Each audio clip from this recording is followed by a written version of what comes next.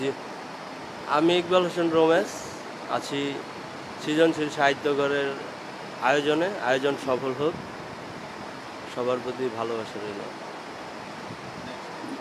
আমার নাম মোহাম্মদ বশিরউদ্দিন। আমি বর্তমানে একজন অপ্রপ্রাপ্ত ব্যাংক কর্মকর্তা।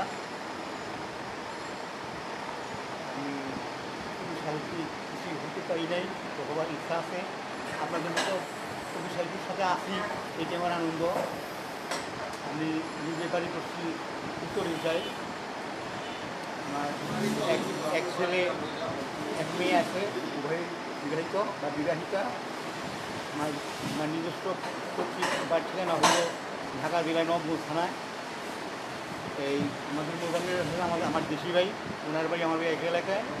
আজকে যে আমি একটু কবিতা পাঠ করবো, আপনারা হুকুম পাইলে তার মধ্যে আমার এলাকা এবং কৃষক ফ্যামিলির হেমন্ত সম্বন্ধে কিছু ইঙ্গিত আছে। ধন্যবাদ। আমি রাজলক্ষ্মী, বিভিন্ন সামাজিক এবং সাংস্কৃতিক বিভিন্ন অঙ্গনের সাথে জড়িত আছি, আর কবিতা, ছোট গল্প এইগুলি চর্চা করছি কবিতার সাথে। আর নারায়ণগঞ্জ প্রগতি লেখক সংঘ বাংলাদেশ, এখানকার সাধারণ সম্পাদক আমি জেলা শাখা। ধন্যবাদ। আমি মোহাম্মদ নুর ইসলাম বাদল, আমার জন্মস্থান নারায়ণগঞ্জ জেলা সিদ্ধগঞ্জ থানায়। আমি ঢাকা বিভাগীয় সাহিত্য সন্ধানের সম্পাদক। এক সময় আমি ঢাকা কবি সংসদের নির্বাহী সদস্য ছিলাম। লেখালেখি করি, পাশাপাশি আমি চাকরি করি। আমি ইংরেজি গ্রুপে পদে আছি, পাশাপাশি আমি ডিগ্রি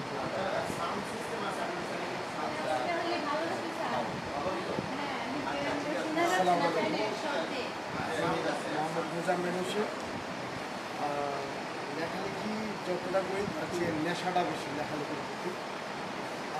আমার বাড়ি ঢাকার নবাবগঞ্জ, বাসা মতিঝিলে, আর আমি আছি অর্থ মন্ত্রণালয়ের সচিব।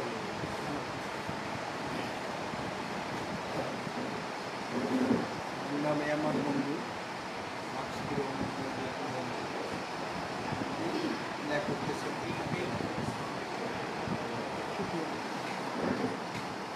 আমি নূরজাহান মীরা, আহ্বায়ক সৃজনশীল সাহিত্যঘর।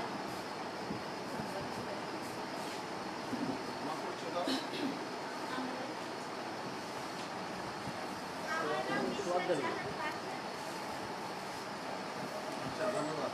নূরজাহান মীরার কন্যা।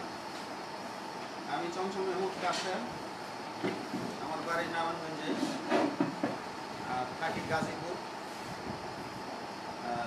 আমি একটু লেখালেখির চেষ্টা করি, লেখালেখির পাশাপাশি লেখকদের সাথে দেখা দেখি।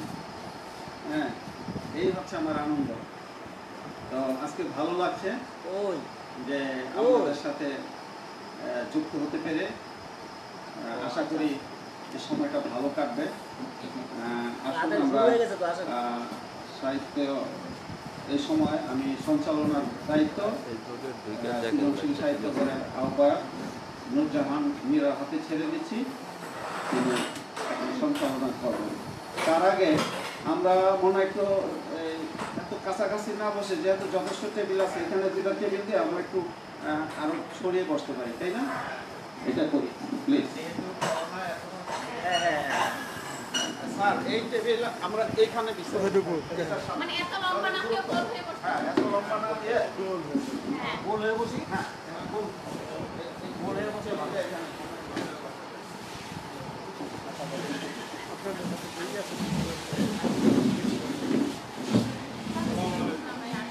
না, এইভাবে আমি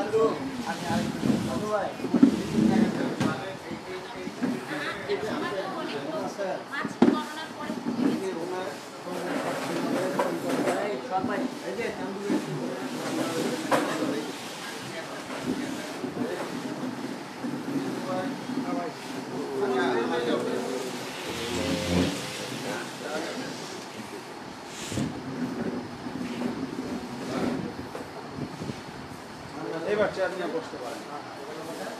ভালো হয়েছে না?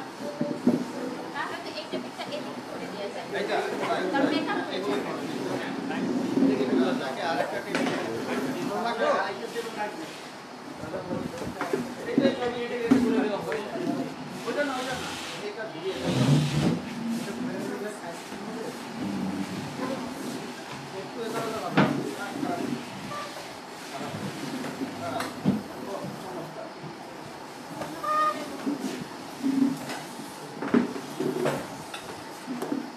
জায়গা বেশি হলো এখন বোঝা যাচ্ছে যে আসলে কি হচ্ছে।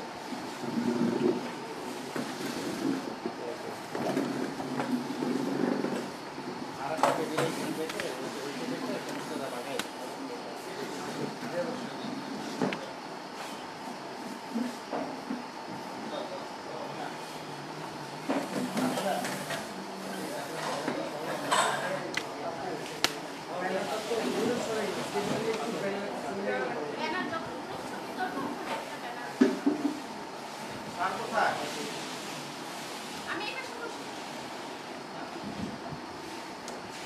হ্যালো স্যার, আপনি ওদিকে নড়াচড়া বেশি করেন, আমার এখানে আসেন। না না না না না, একটু ঠিক করে দিই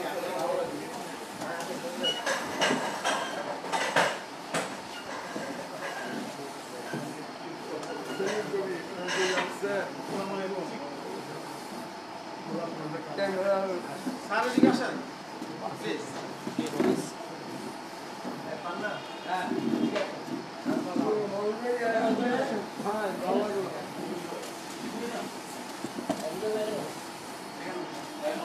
তুমি চেয়ারগুলো একটু গুছিয়ে রাখবেন।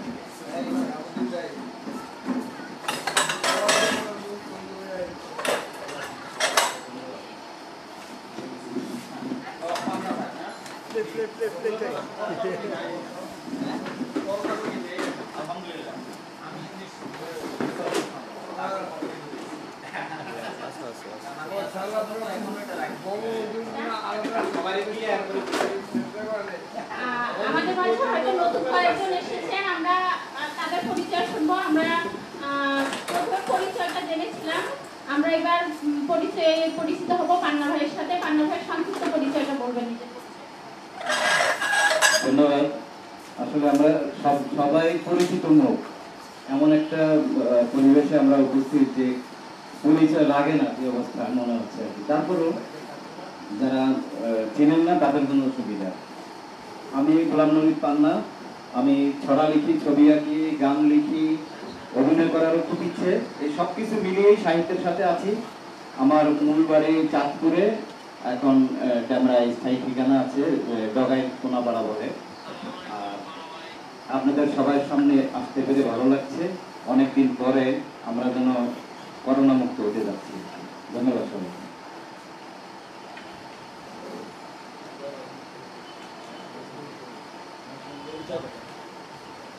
আসসালামু আলাইকুম, আমি শিবগঞ্জ থেকে আসছি। আমার নাম ফরিদ আহমেদ হৃদয়। কবিতা এটা আমার খুব ভালো লাগে। ধন্যবাদ। আসসালামু আলাইকুম, আমি মুস্তফা রহমান সোহাগ, টিজিবুল। আমি সব লেখালেখি করি, প্র্যাকটিসে না একটা বক্তব্য। ধন্যবাদ। আসসালামু আলাইকুম, আমার নাম কালমিয়া চান্দু, ছড়া লিখি, ফুটবল কোচ। আমি আছেন শাহাবুদ্দিন, সাহিত্যকে ভালোবাসি। সিনেমা মিডিয়ার বাদ আমি সাহিত্যের পাশাপাশি তৈরি যাই। আমাদের খুব ভালো লাগে সাহিত্য ধন্যবাদ।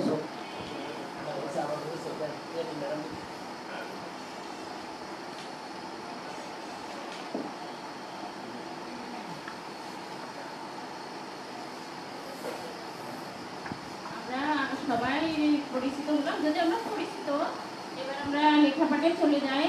সর্বপ্রথম আমরা লেখা শুনবো আজকে আমাদের সবার প্রিয় আমাদের নুর ইসলাম বাদল ভাই, এবং যদি পরবর্তীতে সময় থাকে আমাদের হাতে গানও শুনবো আমরা। পান্না ভাই আছেন, আমাদের গান শোনাবেন নুর ইসলাম বাদল ভাই। আমরা প্রথমে শুধু বক্তব্য দিব না, আমরা লেখা শুনবো। আর আজকের অনুষ্ঠানে আগে আমাদের চঞ্চল ভাই বলেছেন যে আমরা আসলে গতাগলিক যে ফর্মালিটি এটা আমরা রাখি না। আমাদের শুধুমাত্র সভাপতি থাকবেন, আজকের অনুষ্ঠানের সভাপতিত্ব করবেন চঞ্চল মেহমুদ কাসিম ভাই। পঠিত লেখার উপরে আলোচনা করবেন এমআর মঞ্জু ভাই। আমরা লেখা শুনবো, লেখা নিয়ে আসবেন নুর ইসলাম বাদল ভাই। হ্যাঁ, ওখানে বসেই পড়েন। একটা করে আর লেখা জমা দিবেন।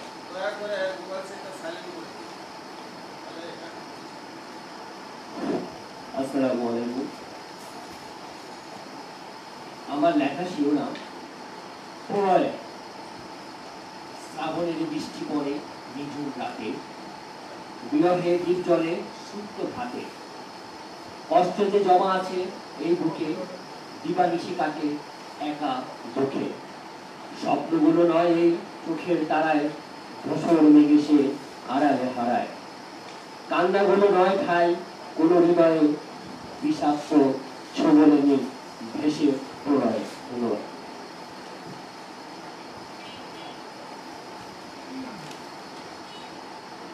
ধন্যবাদ নুরুল ইসলাম বাদল ভাইকে। সবাই লেখা জমা দিবেন কপি করে, আর যারা মোবাইল থেকে লেখা পাঠ করবেন তাদের লেখা আলোচনা হলেও সেটা পুরস্কারের জন্য বিবেচ্য হবে না। আগামীতে আজকে যারা পড়বেন তো পড়বেন, তবে আগামীতে যারা আসবেন বা পুরস্কারের জন্য লেখাটা দিতে চাইবেন তারা অবশ্যই A4 কাগজে সুন্দরভাবে লিখে নিয়ে আসবেন, যাতে যিনি আলোচনা করবেন তার পড়তে সুবিধা হয়। আমাদের বোধহয় মাইকটা টানতে সুবিধা হচ্ছে, এই বাসায় এসে পড়লে কি সুবিধা হয়? এক জায়গায় এসে পড়লে তাহলে মাইকটা টানাটানি অসুবিধা হবে না। এবার আমরা লেখা শুনবো চানমিয়া চান্দু ভাইয়ের কাছে। এখানে আসবেন চানমিয়া চান্দু ভাই।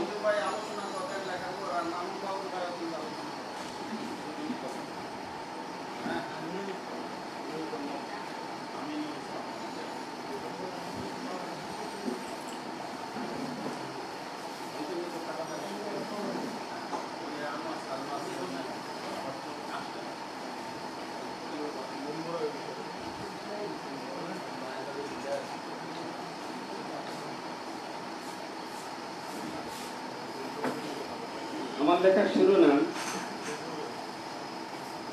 আমার নদী। আমার নদী শীতলক্ষার সবটুকু জল কালো। একটা সময় এই নদীটির জল ছিল খুব ভালো। হয়তো জানতে ইচ্ছে হবে এমন হলো কিসে, ছোট্ট নদী এমন হলো কারখানার জল বিষে। নদী তীরের ঢেউয়ে নাচে এখন কালো জল, নদীর চরে বিলাপ করে কাকশালিকের দল। নদীর জলে বজ্র ফেলা বন্ধ করা দরকার, দয়া করে শুভ দৃষ্টির খুব জরুরি সরকার। ধন্যবাদ। ধন্যবাদ চান্দু ভাইকে। এবার লেখা শুধু ফরিদ আহমেদ হৃদয় ভাইয়ের কাছ থেকে। এখানে আসবেন ফরিদ আহমেদ হৃদয়।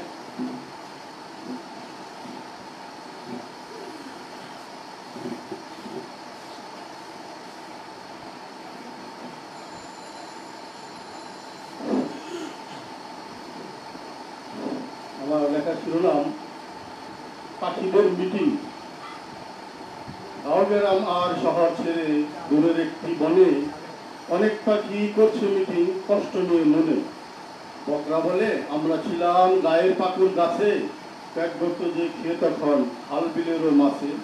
নেই তো এখন গাছগাছালি, নেই তো খালো বিল, দুঃখ মনের প্রকাশ করে উড়ে এসেছি। শকুন বলে আমায় তো করছে সারা দেশ, গরু মরায় হচ্ছে এখন নষ্ট পরিবেশ। রাতে ওই পাখি এসে দুঃখ করে ইস, মেঠো পথে দিই না আমি আগের মতো শীষ। লেজনা দিয়ে সঙ্গে বলে কি বলবো রে ভাই, গরুর পিছে বসবো কোথায়, গরু মাঠে নাই। আস্তে আস্তে গ্রাহক এসে জানায় মনের ক্ষোভ, সাপ করেছে মানুষ এখন ব্যাতের সকল যোগ।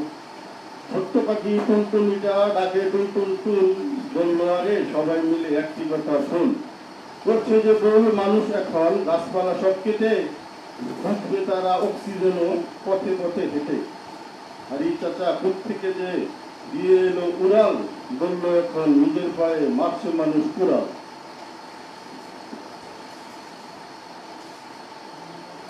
শালিক বাবু চড়ুই তাকে বলছে নিজের মতো, এক এক করে শেষ করছে মনের যত ক্ষত। বুলবুলিটা বলে বলছি শোনো আজ, কাণ্ড দেখে মানুষজনের পাইল মনের লাজ। চিঠি করে বলছো টিয়া, বলছি আমি দাদা, দাঁত থাকিতে বোঝে না কেউ দাঁতের অমর দাদা। এই মিটিংয়ে ময়না হলো সবার উপর চিত, বললে তোরা যে যাই বলিস মানব শ্রেষ্ঠ জীব। ধন্যবাদ হৃদয় ভাইকে চমৎকার একটা লেখা শোনানোর জন্য। লেখাটা পড়ে একদম ছোটবেলায় চলে গিয়েছিলাম। এত বাদর ছিলাম, সারাদিন গাছে থাকতাম, পেয়ারা গাছ, আম গাছ, সারাদিন মারও খেয়েছি অনেক। তো যাই হোক, লেখাটা পড়ে এসে ছোটবেলায় চলে গেছি। মাঝে মাঝে কিছু লেখকের লেখা এমন হওয়া উচিত নষ্টালজির জন্য। এবার লেখা শুনবো আমিনুল ইসলাম মামুন ভাইয়ের কাছ থেকে। এখানে একজন আমিনুল ইসলাম মামুন ভাই।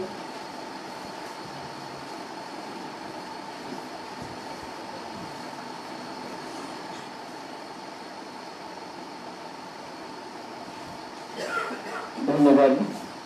প্রিয় উপস্থিতি, করোনা আমাদের কাছ থেকে অনেকগুলো সময় করে নিয়েছে। আমাদের স্কুলের অনেক ক্ষতি হয়েছে।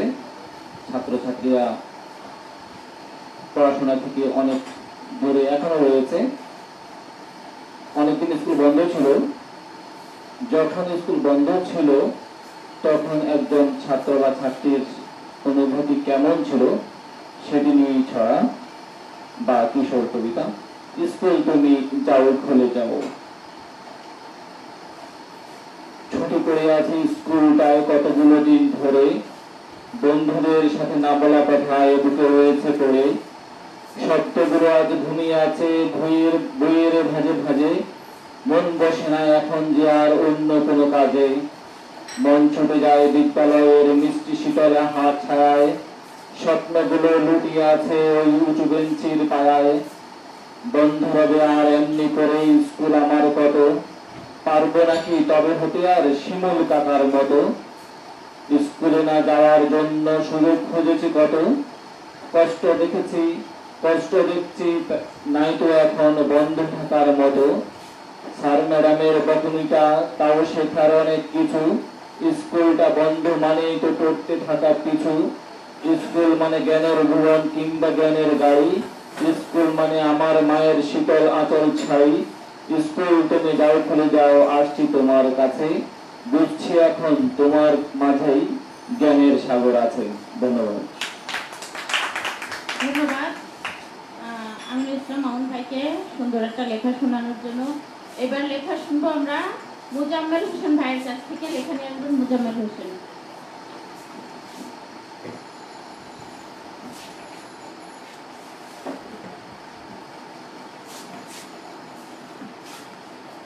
আসসালামু আলাইকুম। আমার এই কবিতার নাম পৃথিবীর মায়া। হাই মুজাম্মেল, তুমি যদি বুঝতে পারতে পৃথিবীর শান শৌকত, ভোগ বিলাস আর ক্ষমতার প্রদর্শনী আসল স্থান না, তবে তোমার কাছে মনে হতো পৃথিবীর চোখ ধাঁধানো চাকচিক্য অতি নগণ্য পুরা ছায় সমতুল্য না। পৃথিবীর আকর্ষণ তোমাকে ভুল পথে ডেকে ডেকে শূন্য হাতে ফিরে যেত, না ফেরার দেশে আর তুমি থাকতে অপরাজিত, পৌঁছে যেতে সঠিক গন্তব্যে। হাই মুজাম্মেল, তুমি কি পারবে পৃথিবীর মায়া ভুলে থাকতে? ধন্যবাদ। ধন্যবাদ মুজাম্মেল ভাইকে। আসলে পৃথিবীর মায়া ছেড়ে থাকাটা খুব কষ্ট।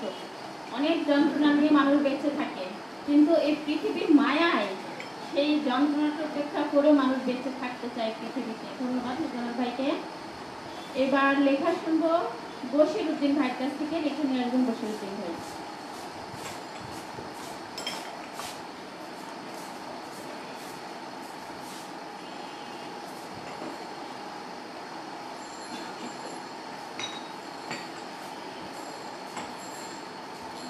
আসসালামু আলাইকুম আমার সাহিত্যপ্রেমী ভাই ও বোনেরা। এই এমনটির সকালে আমাকে একটা কবিতা পাঠ করার জন্য সুযোগ দিয়েছে, এই জন্য আমি আন্তরিক ধন্যবাদ জানাচ্ছি। আমার কবিতার নাম ইছামতি নদীর পাড়ে। ইছামতি নদীর পাড়ে ছোট্ট একটা গ্রাম, ওই গ্রামে জন্ম আমার, দিঘির পাড় তার নাম। ঢাকা জেলার নবগঞ্জে আমার শান্তির নিয়ে বর্ষাকালে নদীর জলে নৌকা রয়েছে ব্রিজ। শরৎকালে শাপলাতকে বাড়ির দক্ষিণ পাশে কৃষক বধূ বোনায় কাঁথা প্রিয়জনের আঁকে। এমন তৈরি আঁকে ফসল কৃষক ঘরে ঘরে নবান্নেরই দাওয়াত আছে কৃষক পরিবারে। আজও আমার মনে আছে নবান্নেরই স্মৃতি, সবাই মিলে গাবো মোরা নবান্নেরই গীতি। ধন্যবাদ বশিরউদ্দিন ভাইকে। এবার আমরা কবিতা শুনবো রাজলক্ষ্মী আপার কাছ থেকে। এখানে আসবেন রাজলক্ষ্মী আপা।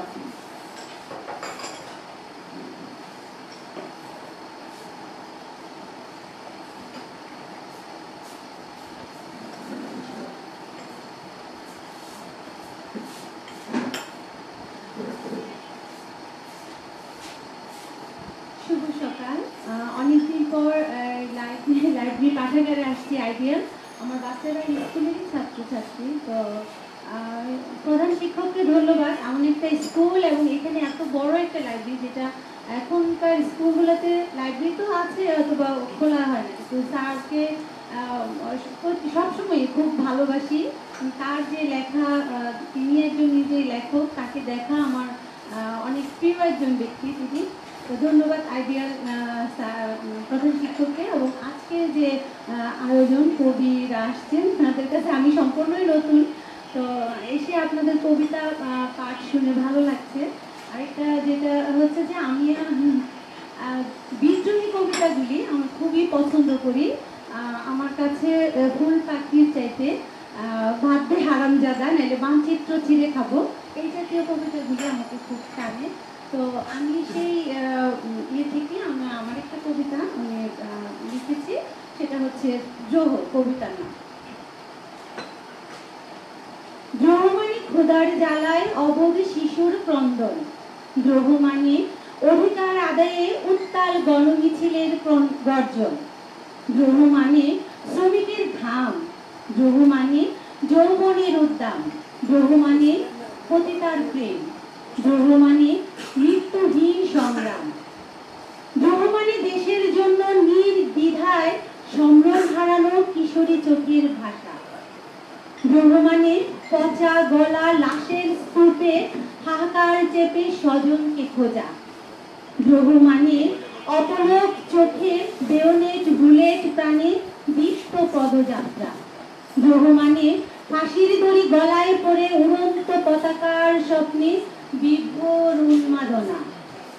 তবে তাই হোক, বিপ্লব আসুক ষোড়শী প্রেমে, বিপ্লব আসুক নারীর গায়ের অদৃশ্য শীতল ছিঁড়ে, বিদ্রোহ আসুক দুপায়ে পিষে থেতলে ফেলুক অন্ধ ধর্মের অন্ধকোষ, বিপ্লব আসুক চূর্ণ করুক ছিলে ফেলুক ভণ্ড ধার্মিকের বক্ষ পাজর, বিদ্রোহ আসুক অধিকার আদায়ের দীপ্ত মিছিলে, বিপ্লব আসুক রাজপথে প্রেয়সীর খেয়ালি চুম্বনে আদরে, বিদ্রোহ আসুক আসুক বিপ্লব যুদ্ধ আসুক আগুন বোমা বুলেট চলুক রক্তে স্নান হোক বসুন্ধরা। তারপর একদিন যুদ্ধহীন বৈষম্যহীন পৃথিবীতে এক ঝলক শান্তির বাতাস বয়ে যায়। গ্রাম মহল্লা গ্রামের সীমানা পেরিয়ে পরিচয় ছিঁড়ে পৃথিবীর সন্তান হিসেবে আমি নিতে চাই আমার শেষ নিঃশ্বাস। ধন্যবাদ সকলকে। রাজলক্ষ্মী আপাকে। আমাদের আপা লেখাটা রাজলক্ষ্মী আপার কথা এইভাবে আমি বলছি। আসলে আনোয়ার ভাইয়ের সাথে আমার পরিচয় হয়েছে গত অনুষ্ঠানে, সৃজনশীল সাহিত্যগারের অনুষ্ঠানে আমার ওখানে গেছিলেন, এরপরে উনি ইনভাইট করছেন। ধন্যবাদ না আনোয়ার ভাইকে, আমরা যে ধন্যবাদ আসলে ছোট করতে চাই না, কৃতজ্ঞতা যে এমনভাবে আমাদেরকে সুযোগ করে দিয়েছেন, এখানে আহ্বান করেছেন আসার জন্য। আসলে সবাই এটা করতে পারে না বা ইচ্ছে থাকলেও করে না। তো এবার আমরা একটা প্রবন্ধ শুনবো। এতক্ষণ তো কবিতা ছড়া শুনেছি, প্রবন্ধ শুনবো। আজকের অনুষ্ঠানের সভাপতি চঞ্চল মাহমুদ কাশেম প্রবন্ধ শোনাবেন আমাদের।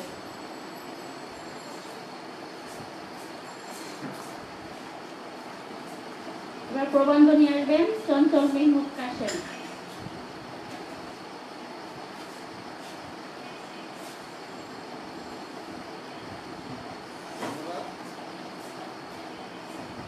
সুযোগের জন্য। আসলে কবিতার ছন্দের মাঝে প্রবন্ধ কি ভালো লাগবে? ধন্যবাদ। লেখার শিরোনাম বই বন্ধু বউ। বই বন্ধু বউ, এই 3 বইয়ের বাহাদুরি আমার জীবনের শৈশবকাল হতে আজ অবধি অবধারিত হয়ে আছে। আর এই 3-এর ভূমিকা ও অভিজ্ঞতা আমার জীবন থেকে আলোকপাত করাই আজকের প্রতিপাদ্য বিষয়। বই ও বন্ধু আমার বাল্য সঙ্গী। শৈশব থেকে বইকে বুকে ধরে আর বন্ধুকে সঙ্গী করে বেড়ে উঠেছি। যৌবনে এসে যুক্ত হয়েছে বউ। কাজেই বই বন্ধু বউ জীবনের পরতে পরতে জড়িয়ে আছে নিত্য সঙ্গী হয়ে। অবশ্য বন্ধুদের সঙ্গে ঝগড়া, মারামারি, মান অভিমান বহুবার, শতবার হয়েছে, পুনর্মিলনও হয়েছে। বউয়ের সঙ্গে ঝগড়া হয়, মান অভিমান হয়, এখনো হচ্ছে। বইয়ের সঙ্গে অবশ্য হয়নি, হয়েছে বইয়ের প্রণেতা লেখকের সঙ্গে। প্রথমে আসুন বইয়ের কাছে। বাল্য শিক্ষা, আদর্শলিপি, সবুজ সাথী, কায়দা, সিপারা, বর্ণ পরিচয়, ইংরেজি বর্ণমালা শিক্ষা, ধারাপাত, এসব বই দিয়ে আমাদের বই পড়া শুরু। তারপর স্কুল কলেজের প্রাতিষ্ঠানিক শিক্ষায় কত না বইয়ের সমাহার। প্রাতিষ্ঠানিক শিক্ষার পাশাপাশি শুরু হয়েছিল সাহিত্যের বই পড়া। কবিতা, গল্প, উপন্যাস, প্রবন্ধ যা পেয়েছি তাই পড়েছি গোগ্রাসে। পল্লী কবি জসিমউদ্দিনের কবর কবিতা কতবার যে পড়েছি, পড়তে পড়তে চোখে জল ছলছল করত। মীর মোশাররফ হোসেনের কালজয়ী উপন্যাস বিষাদ সিন্ধু পড়ে সত্য ভেবে কত যে কেঁদেছি। মহরমের মাসে, আশুরার দিনে এটা জোরে জোরে পাঠ করা পুণ্যের কাজ বলে বিবেচিত হতো। নিহার রঞ্জন গুপ্ত, শরৎচন্দ্র চট্টোপাধ্যায়, আশুতোষ মুখোপাধ্যায়, ফাল্গুনী মুখোপাধ্যায়, মানিক বন্দ্যোপাধ্যায় এসব উপন্যাসিকদের উপন্যাস পড়ে পড়ে কেঁদেছি, চোখের জলে ভেসেছি। আবার কোনো কোনো বই পড়ে হেসেছি, আনন্দে উদ্বেলিত হয়েছি। আবুল মনসুর আহমদ, ডাক্তার লুৎফর রহমানের বই পড়ে আত্মোপলব্ধি করার সুযোগ হয়েছে কতদিন, কতবার। মার্কস এঙ্গেলসের রচনাবলী, মাও সেতুংয়ের চিন্তাধারা, আল-গালি মাতব্বর পাঠ করে পুঁজিবাদ, ধর্ম, সমাজ সম্পর্কে জানার সুযোগ হয়েছে আমার। ম্যাক্সিম গোর্কির মা উপন্যাস তো আজও বিপ্লবের ঢেউ জাগিয়ে তোলে বুকের ভেতর। রোমেন আফাজের 10 সুবর্ণর সিরিজ বই কি যে পড়ার নেশা ধরিয়ে দিয়েছে তা বলে শেষ করা যাবে না। হুমায়ুন আজাদ, হুমায়ুন আহমেদ এর বই, আরো কত রকমারি বই। রবীন্দ্রনাথ নিয়ে গেছে ভাব জগতে। নজরুল সুকান্ত তাড়িত করেছে তারুণ্যকে। প্রতিবাদী কবিতায় চেতনাকে আরো শানিত করে তুলেছে। বাইবেল, কোরআন এসব ধর্মগ্রন্থ তো ধর্মীয় জীবনের নিত্য সঙ্গী। সেই সঙ্গে ছিল ধর্মপুস্তকের কমেন্টারি বা ব্যাখ্যামূলক গ্রন্থসমূহ। পড়ার পরে সযত্নে রেখে দিয়েছি বুক সেলফে, নিরাপদ আশ্রয়ে। পড়ার টেবিলে, বিছানায়, বালিশের পাশেও রেখেছি বই। পড়তে পড়তে ঘুমিয়ে পড়েছি। কখনো কখনো রাত ভোর করে ফেলেছি বইয়ের পাতায় চোখ রেখে। ভালো লাগার বই নেড়ে চেড়ে দেখেছি বারবার। বইয়ের কোনো কোনো কথা উদ্ধৃতি হিসেবে ব্যবহার করেছি নিজের লিখনীতে, চিঠিপত্রে। এমনকি এমন দিন কমই কেটেছে যেদিন বই পড়িনি। এভাবে বইয়ের সঙ্গে সখ্যতা, বইয়ের সঙ্গে মিতালি। বইয়ের সঙ্গে সখ্যতা না হলে আমার সন্ত্রাসী হওয়ার সম্ভাবনাই ছিল। বইয়ের কারণে গুণীজনদের সঙ্গলাভ, অসৎসঙ্গ ত্যাগ করা সম্ভব হয়েছিল বইয়ের প্রেমে পড়ে। বই আমাকে বহুবার মানসিক বিপর্যয় থেকে রক্ষা করেছে, বিরত রেখেছে বিকৃত আসক্তি থেকে। কঠিন মানসিক কষ্টে বইয়ের পাতায় চোখ রেখে ভুলে থেকেছি রাগ, ক্ষোভ, নিঃসঙ্গতার যন্ত্রণা। আমার লেখক জীবনে যতটুকু সুনাম সমৃদ্ধি এসেছে সবই বইয়ের বদৌলতে। বই পড়েছি, বই লিখেছি, বই দিয়েছি উপহার। তাই বইয়ের ভূমিকা আমার জীবনে অসামান্য, অপরিসীম আশীর্বাদ বয়ে এনেছি। চালচুলোহীন এই যে আমি, যেখানে গিয়েছি বইকে সঙ্গী করেছি। সামান্য চাকুরে আমি, বারবার বাসা বদল করতে গিয়ে পড়েছি বিড়ম্বনায়, মোকাবেলা করেছি নাজুক পরিস্থিতি, সামাল দিতে হয়েছে বেসামাল অবস্থাকে। যেখানেই বাসা বদল করেছি বহন করে নিয়ে গেছি বস্তাবন্দি বই। ঘর বদলের সময় স্বাভাবিক কারণেই বই গোছানোর দায়িত্ব ছিল আমার উপর। ছোট বাসা, গাদাগাদি করে থাকা ও বই রাখা। কোন বই রেখে কোন বই ফেলবো ভাবনার বিড়ম্বনায় পড়েছি বহুবার। হায় রে প্রিয় লেখকের বই, প্রিয় বিষয়ের বই, ভালোবাসা ভালো লাগার বই। প্রিয় লেখকদের অটোগ্রাফ সম্বলিত সৌজন্য সংখ্যার বই হাতছাড়া করতে গিয়ে মানসিক যন্ত্রণায় ভুগেছি অনেকবার।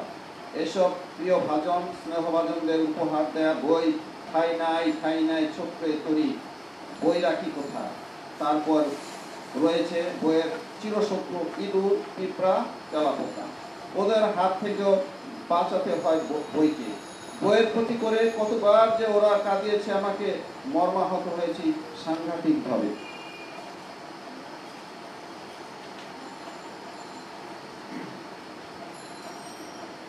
একটি ঘটনা মনে পড়ে গেল। 2002 সালে বাসা বদল করেছিলাম ঢাকা থেকে উত্তরাঞ্চলে। যে বাড়িতে গিয়েছি শহরতলি। নতুন ভাড়াটে আমি। বাড়ির লোকেরা দেখে আসবাবপত্র কোথায়, প্রায় ভর্তি বই আর বই। তারা ধরে নিয়েছিলেন লোকটি বোধহয় বইয়ের ব্যবসা করে। আমার অর্থনৈতিক দুরবস্থা দেখে কেউ কেউ ভেবেছেন লোকটি বোধহয় ঠোঙার ব্যবসা করেন। এসব পুরনো বইয়ের পাতা আর পেপার পত্রিকা দিয়ে তিনি ঠোঙা তৈরি করেন। আমার স্ত্রীকে পড়শি নারীরা সেরকমই প্রশ্ন করেছিলেন। বলে রাখা ভালো, তখন ঠোঙার যোগ। এখনকার মতো সর্বনাশা প্লাস্টিকের তৈরি পলিব্যাগের ব্যাপক ব্যবহার ছিল না। যাই হোক, বই আমার মনের অপরিহার্য পুষ্টি সাধন করেছে। অভাবের অনলে দহিত এ জীবনে ভাবের সঞ্চালন করেছে বই। সংসারের জ্বালা যন্ত্রণা দুঃখ বেদনা হত হয়ে বইয়ের বুকে চোখ রেখেছি, ডুব দিয়েছি শান্তির সরোবরে। আমার আদর্শ, আমার চেতনা, প্রতিভার পরিধি বইয়ের মাঝে মলাটবন্দি করে রেখেছি, রেখে যেতে চাই আগামীতেও। ম্যাকলে বলেছেন, বরং প্রচুর বই নিয়ে গরিব অবস্থায় চিলে কোঠায় থাকবো, তবু এমন রাজা হতে চাই না যে পড়তে ভালোবাসে না। বইবিহীন ঘরকে আত্মাবিহীন দেহের সঙ্গে তুলনা করা চলে। 1995 সাল থেকে বছরের একটি দিন বিশ্ব বই দিবস হিসেবে পালিত হয়ে আসছে। বই নিয়ে আমার একটি ছড়া রয়েছে। ছড়াটি শিরোনাম, বই থেকে হয় শেখা। বই নিয়ে বসি আমি একটু সুযোগ পেলে, বই নিয়ে হয় আলোচনা পাঠক কাছে এলে। পাঠকজনের মনের খোরাক বইয়ের পাতায় থাকে, জ্ঞান পিপাসু রুচি মাফিক বইকে সাথে রাখে। বইয়ে থাকে জ্ঞান বিজ্ঞানের অজানা সব তথ্য, রাজনীতি আর ধর্মনীতি, ইতিহাসের তথ্য, ইতিহাসের সত্য। বইয়ে পড়ি গল্প, কাব্য, নীতিশাস্ত্র কত, উপন্যাস কি উপকথা, প্রেম কাহিনী যত। বই আছে সভ্য হওয়ার নানান উপকরণ, বই বলে দেয় মানব জাতির জীবন চলার ধরন। বইয়ের রথে চড়ে আমি দেশ বিদেশে যাই, বইয়ের মতো এমন বন্ধু আর কি কোথাও পাই।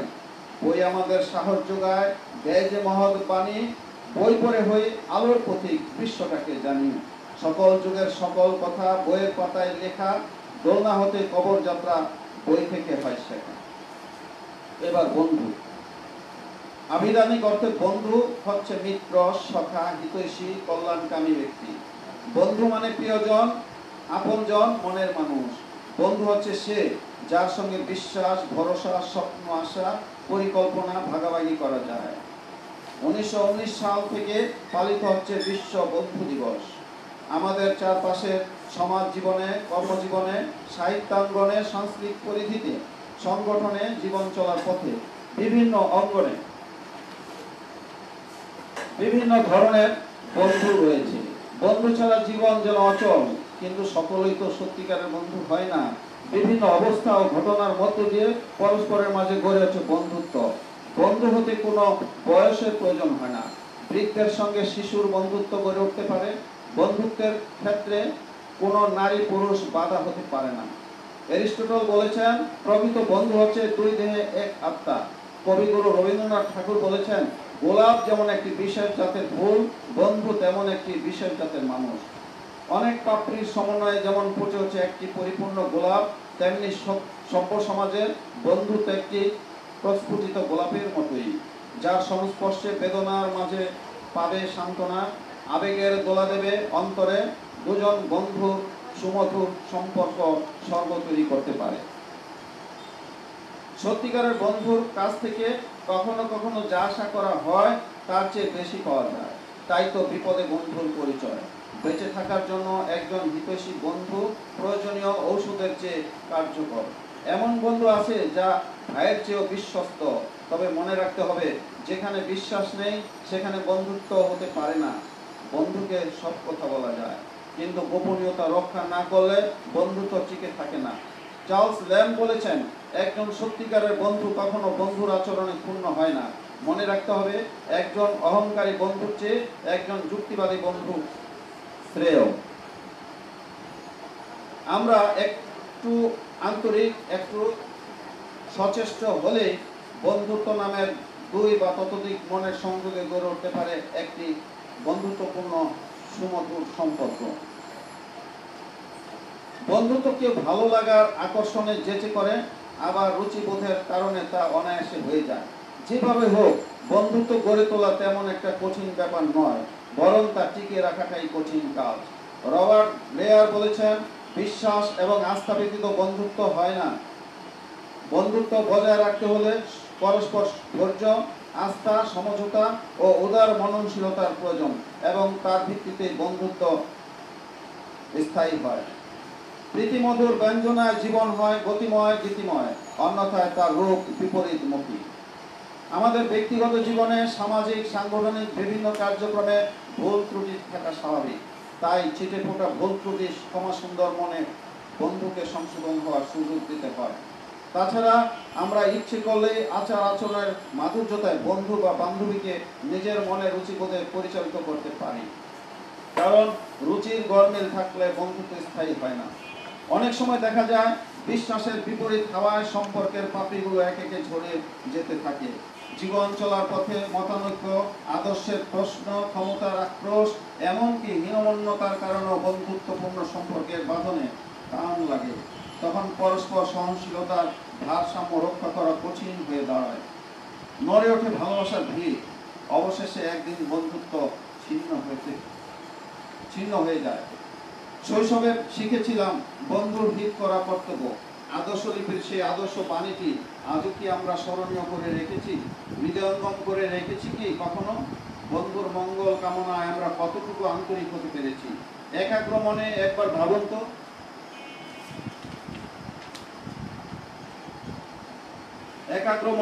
ভাবুন তো, রোগসজ্জায় পাশে বসে আপনার বন্ধুর আরোগ্য কামনায় কতটুকু সময় ব্যয় করেছেন? রাতের নীরবতায় কতটুকু কাতর চোখের জল ফেলেছেন? কতটুকু অনুতপ্ত হয়েছেন আপনার বন্ধুকে আঘাত করে? কতদিন জ্বলেছেন অনুশোচনার আগুনে? আপনার বন্ধুর সুখ সমৃদ্ধি কামনায় কতদিন প্রার্থনায় নতজানু হয়েছেন মহান প্রতিপালকের কাছে? তার দুঃখের দুর্দিনে কতদিন বাড়িয়ে দিয়েছেন সহানুভূতির হাত? তাই যদি না হয়, তাহলে বলবো শুধু সামাজিকতা আর লৌকিকতার কারণেই বন্ধুত্বের নামে আপনার এই ভনিতা। কোথায় আপনার জীবনের ধর্ম? কোথায় আপনার সহমর্মিতা, সহভাগিতা? সারাটা জীবন যদি নিজের জন্য কেটে গেলেন, তবে মানুষ পশুতে পার্থক্য কোথায়? মনে পড়ে আমার এক বন্ধুর মৃত্যু সংবাদে সারা রাত হাউমাউ করে কেঁদেছিলাম শিশুর মতো। আমার নবপরিণীতা বধূকে গভীর রাতে মায়ের ঘরে পাঠিয়ে বন্ধুকে ঠাঁই দিয়েছিলাম নিজের বিছানায়। আসুন আমরা সকল মতান্তর পিছনে ফেলে এমন বন্ধুত্ব গড়ে তুলি পরস্পর, যার পরশে বয়ে যাবে সুখের সুবাতাস। প্রতিটি অন্তর হবে প্রস্ফুটিত গোলাপের মতোই সুন্দর হৃদয়গ্রাহী। সৃষ্টি হবে শান্তিপূর্ণ স্বর্গীয় পরিবেশ। এবার বউ বা পত্নীকে নানান অঞ্চলে নানান শব্দে সম্বোধন করে থাকে। স্ত্রী, ঘরণী, গৃহিণী, গিন্নি, বিবি, পরিবার, সহধর্মিণী, অর্ধাঙ্গিনী, জীবন সঙ্গিনী ইত্যাদি। যৌবন প্রাপ্ত হলে নারী পুরুষ বিয়ে করে ঘর বাঁধে, সংসারী হয়, নতুন জীবনে যাত্রা শুরু করে। আর সেই যাত্রায় সুখে দুঃখে, সংকটে বিপদে, রোগ পীড়ায় পরস্পর হাত ধরাধরি করে এগিয়ে চলে আমৃত্যু। তাদের মধ্যে ঝগড়া হয়, মান অভিমান হয়, হাসাহাসি, কান্না, রাগ, অনুরাগ, সুখ দুঃখ, আদর, ভালোবাসাবাসি। দুটি নদী যেমন এক মোহনায় এসে মিশে যায়, তেমনি দুই পরিবারের দুটি প্রাণ এক হয়ে মিশে যায়। দুই অঙ্গ মিলে একাঙ্গ হয়ে পড়ে পরস্পরের প্রতি পরস্পর নির্ভরশীল, দুজন দুজনার। একজন পুরুষের জীবনে যেমন একজন নারী আশীর্বাদ হয়ে আসে, তেমনি একজন নারীর জীবনেও একজন পুরুষ বিধাতার আশীর্বাদ স্বরূপ। দুজন মিলে শুরু হয় নতুন জীবনের ঘর সংসার। সেই সংসারকে ঘিরে কত স্বপ্ন, কত আশা, কত না ভবিষ্যৎ পরিকল্পনা। জীবনের পরতে পরতে জড়িয়ে থাকে স্মৃতি আর প্রীতি, একের প্রতি অপরের ভালোবাসা, সেবা, অনুপ্রেরণা। বিবাহিত জীবনে একজনকে ছাড়া আরেকজনের জীবন অচল হয়ে পড়ে, তাই তো তারা জীবন সঙ্গী। জীবন সঙ্গীর আসনে, জীবন সঙ্গীর আগমনে জীবনের অনেক কিছুই বদলে যায়, বদলে যেতে হয়। জীবন সঙ্গী ব্যতীত এই জীবন যেন অর্থহীন, অপূর্ণ, মরুসম। আমিও এর ব্যতিক্রম নই। জীবন সঙ্গীকে নিয়ে জীবনের এতটা পথ পেরিয়ে এসেছি, এখনো মান অভিমান রয়েছে অব্যাহত, আবার শ্রদ্ধা ভালোবাসারও কমতি নেই। সংসার জীবনে রুচির পরিবর্তন এসেছে, বদলেছে জীবনযাত্রার মান, চেতনায় এসেছে পরিপক্কতা, রিক্ত হয়েছি দুজনের কাছ থেকে দুজন। যৌথ উদ্যোগে সংসার সাজানো যা একার পক্ষে সম্ভব ছিল না। একার জীবন বেকার জীবন। তাই তো জনক কবি বলেছেন, সংসার সুখের হয় রমণীর গুণে, উপযুক্ত পতি যদি থাকে তার সনে। পিতা মাতা, ভাই বোন, আত্মীয় পরিজন বেষ্টিত যে জীবন ছিল, সময়ের ব্যবধানে তা আজ অতীত। নেই, কেউ নেই পাশে, কেউ থাকে না, এটাই সমাজ ও শাস্ত্রের নিয়ম। তাদেরও ভিন্ন ভিন্ন অবস্থান, ভিন্ন ভিন্ন সংসার। সময়ের সাথে সাথে বিচ্ছিন্নতাও বাড়তে থাকে, বর্তমান হয়ে যায় অতীত। সংসার জীবনের যাত্রা শুরু হয়েছিল স্বামী স্ত্রীর একত্র পথ চলা, মাঝখানে সন্তান সন্ততি, বধূ মাতা কন্যা, পিতা পুত্র দৌহিত্র, আরো কত কি। বেলা শেষে আবার দুজন দুজনার, সুখ দুঃখ ভাগাভাগি, যৌবনের উত্তাল সময়ের স্মৃতিচারণ, ছেলে পুলে যার যার ভবিষ্যৎ পরিকল্পনায় ব্যস্ত বিভোর। কথা বলার সঙ্গ দেওয়ার জীবন সঙ্গিনী বউ বিনে কেউ থাকে না। আর বই তো নীরবে নিবৃত্তে নৃত্য সঙ্গী হয়ে আছে, থাকবে যতদিন দৃষ্টিশক্তি থাকে বিদ্যমান। জীবনের শুরু থেকে শেষ পর্যন্ত বই বন্ধু বউ। বিধাতার অমূল্য দান আমার জীবনে অপরাণ। ধন্যবাদ সবাইকে।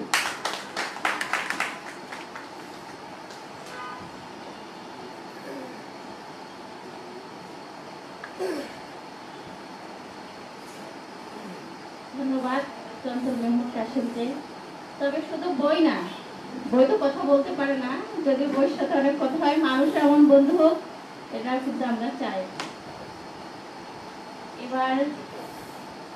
এবার মঞ্জু ভাই এমন কোনো লেখকই লেখকের কথা চেনে না, কিন্তু আমার সাথে আমি চিনি, পরিচয় তেমন নেই, কিন্তু একটা ঘনিষ্ঠ সম্পর্ক আছে। সম্পর্কটা হলো পাবলিক লাইব্রেরিতে এক অনুষ্ঠানে গিয়েছিলাম, আতিক আজিজ ভাইয়ের অনুষ্ঠানে। মঞ্জু ভাই ছিলেন সেখানে, তো আমার ছড়ার বইটা ওনাকে দিয়েছিলাম। উনি বইটা নিয়ে বলতেছে, নূরজাহান আক্তার মীরা আক্তারটা নাকি আমার ভারী ভারী মনে হয়, এটা বাদ দিলেই হলো। তো আমি খুব ভালো লেগেছে কথাটা, নূরজাহান মীরাই বেস্ট। আমি পরবর্তীতে যখন গল্পের বইটা পড়ি, দুইটা নূরজাহান আক্তার মীরা নামে দুইটা বই বের হওয়ার পরেও সাহস নিয়ে নূরজাহান মীরা নামে আমি গল্পের বইটা বের করেছি। যাই হোক, পরিচিত না হলে ওই সম্পর্কটা থেকে গেছে। মঞ্জু ভাইয়ের কাছ থেকে এবার আমরা ছড়া শুনবো।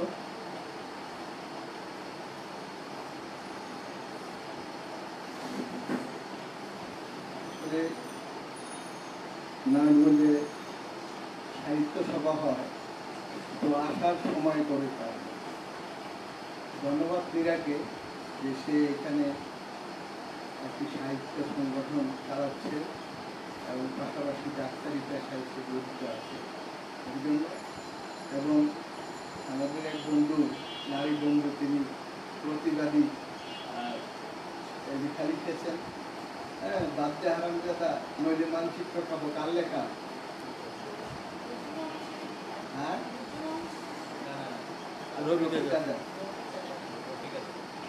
আমরা যেদিন নেপাল গেলাম, কবি রফিক আজাদ এবং ওনার মিসেস, উনিও লিখেছেন হোসনিয়ারা। যাই হোক, ওনাকে জিজ্ঞেস করা হয়েছিল যে বাদ্যা হারামজাদা কাকে বলছেন, বঙ্গবন্ধুকে না অন্য কাউকে? তখন উনি তো ওই নাক দিয়ে কথা বলতেন, আমি তো বঙ্গবন্ধুকে দেখি নাই, আমি তো লিখছি দেশের কোন দুঃখ ছিল, এটা লিখেছিলাম, বঙ্গবন্ধুকে তো হারামজাদা বলি নাই। এই যে কবিরা যদি এত ভীতু হয়ে যায়, যখন লিখেছেন তখন সরকার ক্ষমতায় ছিল না, বিএনপি সরকার ক্ষমতায় ছিল। আর তিনি যখন লিখেছিলেন তখন তারপরে তিনি এরশাদের সরকার হইল, ওই সরকারের রাজকবিও হলেন। যাই হোক, এই সরকারের কাছ থেকে কিছু পাওয়ার আশায় উনি তখন সেটা অস্বীকার করেছেন। এবং আমরা, উনিও জাতীয় কবিতা পরিষদের ভাইস প্রেসিডেন্ট, আমিও জাতীয় কবিতা পরিষদের সাথে সংযুক্ত কেন্দ্রীয় কমিটিতে। যাই হোক, ওইগুলি আর কি, কবিরা সৎ থাকতে হয় এবং সৎ সাহস থাকতে বলেই আপনাকে এগিয়ে যেতে হয়। ডানে নারী বামে নারী, আসন নিয়ে কারাকারি করছে তারা বাড়াবাড়ি, আমরা কি আর করতে পারি? ভাঙতে পারি, গড়তে পারি, লড়তে পারি, মরতে পারি, পারি পারি সবই পারি, কলম দিয়েই মারতে পারি। এই যে তখন আমরা এই যে 111-এর সময় যে ওরা লবি বৈঠক নিয়ে দুই দলের আওয়ামী লীগ আর বিএনপি মারামারি করছি, তখন আমরা এইগুলি লিখি। আমরা কলম দিয়েই আমরা লিখে যাব আমাদের এই আর কি। আমি আমার খারাপ করছি একটি ছোট্ট আর কি, এটা পাঞ্জাবি আর দাড়ি টুপি, পাঞ্জাবি দাড়ি বনাম রাজাকার। পাঞ্জাবি আর দাড়ি টুপি মুসলমানের সুন্নত, নামাজ দুর্গা হজ জাগাতে বিশ্ব নবীর উম্মত। পাঞ্জাবি আর দাড়ি টুপি দেখলেই বলো রাজাকার, বঙ্গবন্ধুর বাংলাদেশে হয়নি সেদিন সাজাকার। পাঞ্জাবি আর দাড়ি টুপি মুসলমানের চিহ্ন, মুক্তিযোদ্ধা মুসলমানের প্রতীকটা নয় ভিন্ন। বিশ্বের সব দাড়ি টুপি হয় যদি আজ রাজাকার, বঙ্গবন্ধুর বাংলাদেশে কে দেবে আজ সাজাকার? ধন্যবাদ সবাইকে। ধন্যবাদ মঞ্জু ভাইকে। দাড়ি টুপি নিয়ে পাঞ্জাবি নিয়ে আমারও লেখা আছে। হ্যাঁ, তো যাই হোক, এবার লেখা শুনবো গোলাম নবী পান্না ভাইয়ের কাছ থেকে। গোলাম নবী পান্না ভাই, ওনার কবিতাও গান, ওনার কথাও গান, ওনার ছড়াও গান, ওনার কণ্ঠটাই অনেক মধুর, যা বেরোয় গান হয়েই বের হয়। গোলাম নবী পান্না ভাইয়ের কাছে লিখেছেন।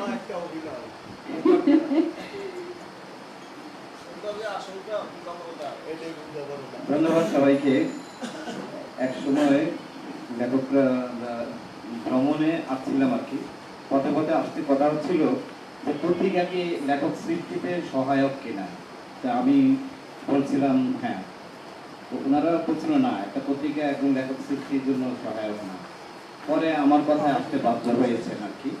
আসলে আমরা যদি পত্রিকাকে ফলো না করি, একটা পত্রিকা, ভালো পত্রিকার জন্য একটা ভালো লেখা তৈরির একটা চেষ্টা থাকে। যেমন দাদাভাই থাকতে আমরা কচিকাচায় যে লেখাটা লিখতাম, সেটার মধ্যে একটা নিজের ভিতরে একটা স্পৃহা থাকতে হতো যে আমাকে এই পাতায় লিখতে হলে কি মানের লেখা লিখতে হবে। সুতরাং আমি মনে করি পত্রিকাও লেখক সৃষ্টির সহায়ক।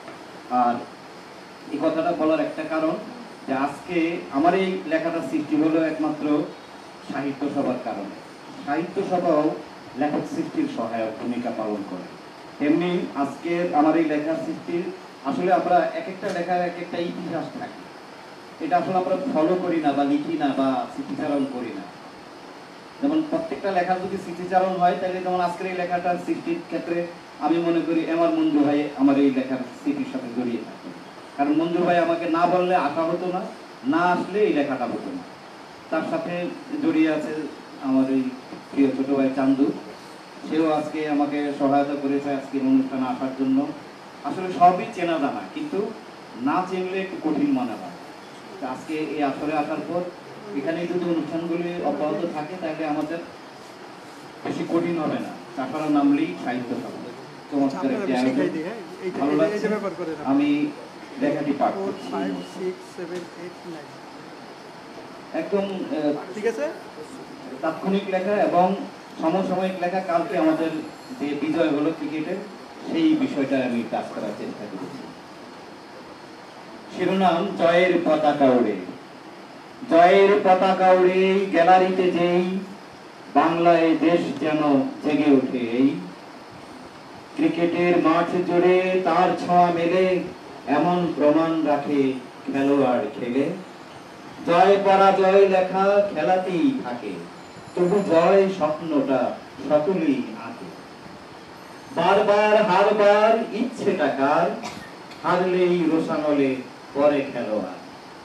উৎসাহ দিয়ে তাই জাগিয়েই তোলা, সেই দেশ ধরে যেন পরাজয় খোলা। এবার আপনাদের অনুরোধ আমার গান শোনার ব্যাপারটি আমি চেষ্টা করছি আর কি।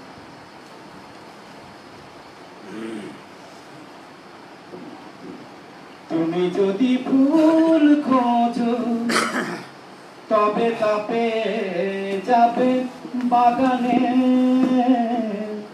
আর যদি ফুল খোঁজো যন্ত্রণা ধরা দেবে জীবনে।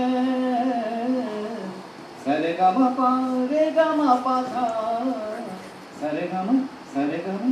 তুমি যদি ফুল খোঁজো তবে তাপে যাবে বাগানে, আর যদি ফুল খোঁজো যন্ত্রণা ধরা দেবে জীবনে। কাটার আঘাত সয়ে বাগানের ফুল চেনা, যন্ত্রণা সয়ে সয়ে ভুলের মাসুল গোনা। কাটার আঘাত সয়ে বাগানের ফুল চেনা, কাটার আঘাত সয়ে বাগানের ফুল চেনা। কাটার আঘাত সয়ে বাগানের ফুল চেনা, যন্ত্রণা সয়ে সয়ে ভুলের মাসুল গোনা। এভাবেই সুর বাজে জীবনের গানে গানে। তুমি যদি ফুল খোঁজো তবে তাপে যাবে বাগানে, আর যদি ভুল খোঁজো যন্ত্রণা ধরা দেবে জীবনে। তুমি যদি ফুল খোঁজো সোহাগের সংসারে সন্দেহ ছায়া এলে, সোহাগের সংসারে সন্দেহ ছায়া এলে, সোহাগের সংসারে সন্দেহ ছায়া এলে।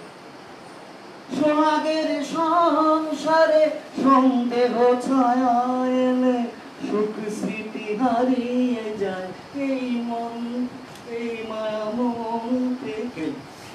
তুমি যদি ফুল খোঁজো তবে তাপে যাবে বাগানে, আর যদি ভুল খোঁজো যন্ত্রণা ধরা দেবে জীবনে। তুমি যদি ভুল খোঁজো।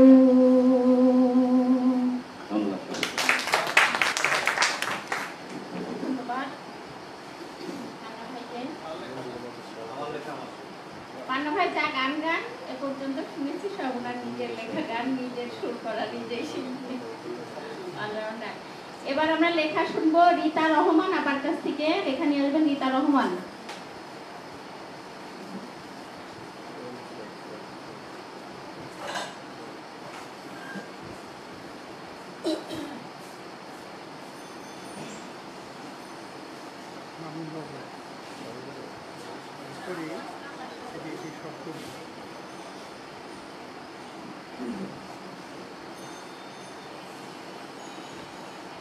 কবিতার নাম কষ্টের পসরা, কলমে রীতা রহমান।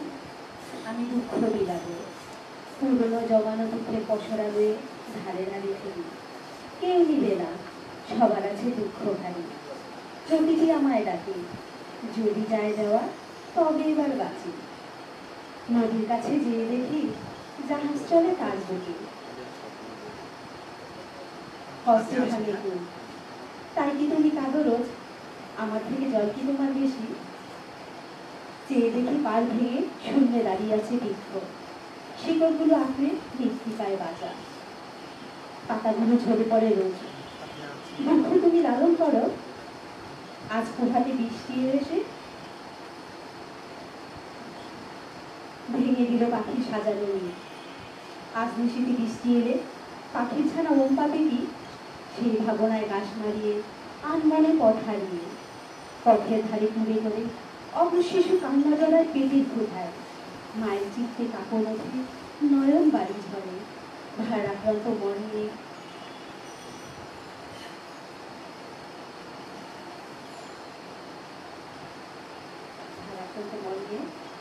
গিয়ে দেখি ভারাক্রান্ত মন নিয়ে ছুটে চলে চিকিৎসালয়ে গিয়ে দেখি বিভক্ত পীড়িত মানুষ আত্মহত্যা লড়ছে বাঁচার লড়াই কেউ বা আবার স্বজন হারিয়ে করছে বিবাদ মৃত মানবের দেহ পড়ে আছে ধ্যান কাটে নাই আমি মৃত মানবের হস্ত তুলে দিই থাকে তার শরীর আমার মতো তবে তার নিঃশ্বাস কোথায় গেল সেই ভাবনায় ধুলো রেখে চলো পথ পাল্টে সমাধি ক্ষেত্রে বসি সমাধিবাসীদের শ্রদ্ধা নিবেদনে বলি আমিও আসবো ভয়টা আমাকে শক্ত করে জড়িয়ে ধরে বুকের হাড় পাজর গুলো সমাধির মতো সমাধিতে দাঁড়িয়ে না জানি কার মায়ের ঢোকা মোরা যাতে নয়ন জলে হস্তে ধরে এক বৃদ্ধ মায়ের আকুতির কান্না আচ্ছা কোনটা আমার দাদি সমাধি আমার কোথায় হবে বুক ভাসল নয়ন জলে আচ্ছা মৃত্তিকা গহ্বরে যারা ঘুমিয়ে আছে তারা কি দেখছে সন্ধ্যা করিয়ে রাত নামল খাচ্ছি আমি বাড়ির পথে মস্তিষ্ক প্রশ্নে ঘুরি স্রষ্টার নিকটে প্রার্থনা আমি তো বেঁচে আছি সেটাই অর্জন দুঃখ আমি কি ভিড়াবো নিঃসব দুঃখ খুশি দুই প্রহরে যাবে ভালো সে তো বিস্তর ভাবি ধন্যবাদ সবাই তাছাড়া বলে ধন্যবাদ গীতা রহমান আপনাকে। এবার আমরা লেখা শুনবো এস এম শাহাবুদ্দিন ভাইয়ের কাছ থেকে। লেখা নিয়ে আসবেন এস এম শাহাবুদ্দিন।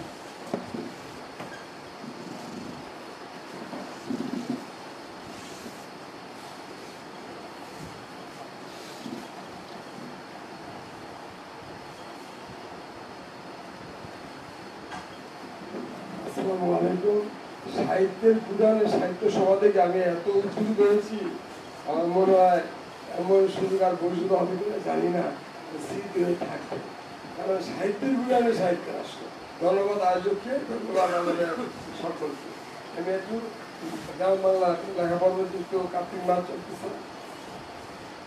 ও আমার বাংলা বাবু তোমার রূপে নাইকো শেষ, সোনার ফসল কুড়ায় তুলে কিষান বধু আনন্দ তুলে পিঠা পুলি খায় চিংড়িকে দেখে। ও আমার বাংলা মাগো শাপলা শালু পদ্মা পুকুরে পাত তুলে মাঝি গায়ে দিন দুপুরে, শাপলা শালু পদ্মা পুকুরে পাত তুলে মাঝি গান গায়ে দিন দুপুরে, ফুলের চরিত্রে ভ্রমণ গুনগুনিয়ে যায়, প্রজাপতি পাখা মেলে স্বাগত জানায় সোনার বাংলা উন্নয়নে।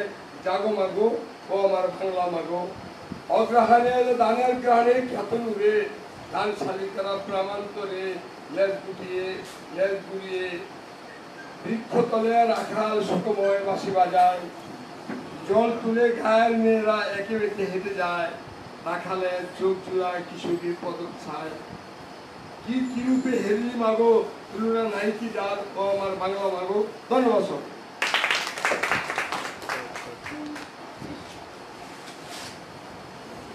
ধন্যবাদ এস এম শাহাবুদ্দিন ভাইকে। এবার লেখা নিয়ে আসবেন আল আশরাফ বিন্দু ভাই। লেখা শুনবো আল আশরাফ বিন্দু ভাইয়ের কাছ থেকে।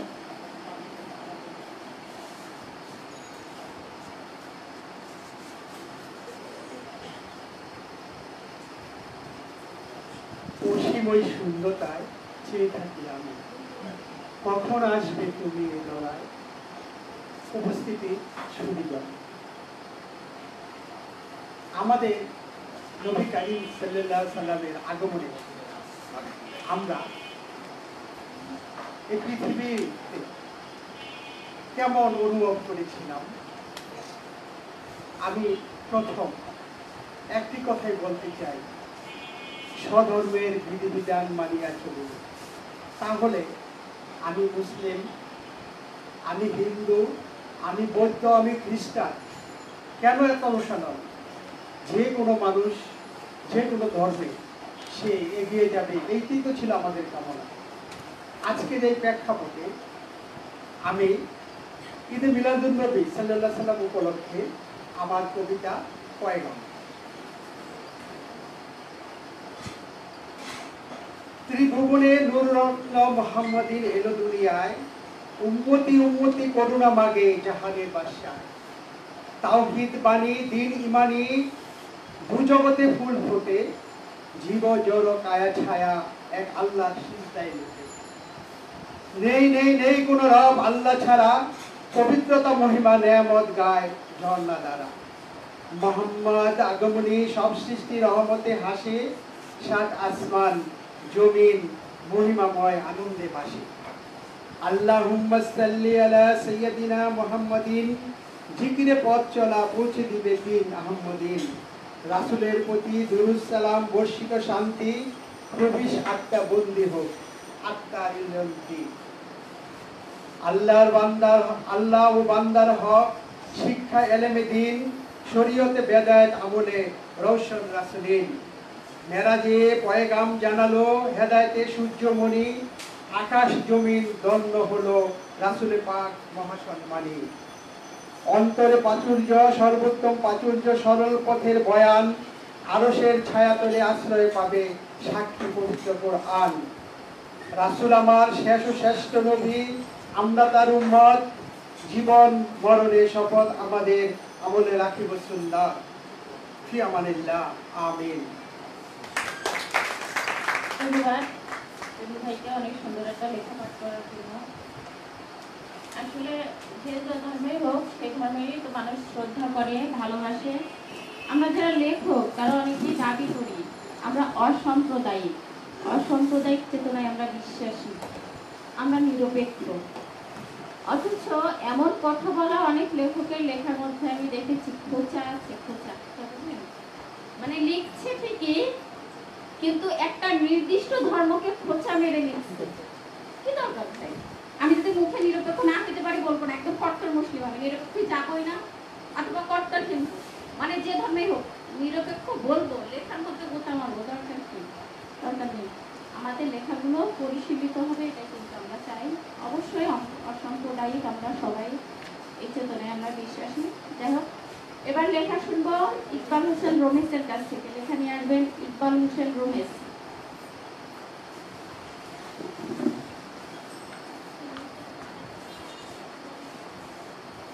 ধন্যবাদ জানাই সৃজনশীল সাহিত্য আয়োজন সফল হোক। এখানে যারা আছেন সবাই আমার প্রিয়জন। আমি অনেকদিন পর আমার বন্ধু হয়ে নারায়ণগঞ্জে একটি অনুষ্ঠান থেকে খুবই আনন্দিত। আর আমার প্রজন্ম কাকন নেই, এটা আমাদের কাশীপুরের গর্ব। নারায়ণগঞ্জের সাহিত্যকে অনেকটা দীর্ঘ একটা সময় ধরে ওনারা পরিচালনা করে এসেছেন। নারায়ণগঞ্জের সাহিত্যের জন্য ওনাদের মন সর্বদাই উৎফুল্ল থাকে। আমি ইসলাম মাহমুদ ভাইকে অনেকদিন পর দেখলাম, এখন সাবুদ্দিন ভাইয়ের সাথে দেখা হয়। আমি সবসময় ছোটদের খুব ভালোবাসে। অনেকদিন পরে দেখলাম আমি মোস্তফা কামাল সোহাগ ভাইকে, যদিও ওনার লেখাগুলো এখন আর পত্রিকা তেমন একটা পাই না, কেন পাই না জানি না। ভালো লাগে সাথে আড্ডা দিতে।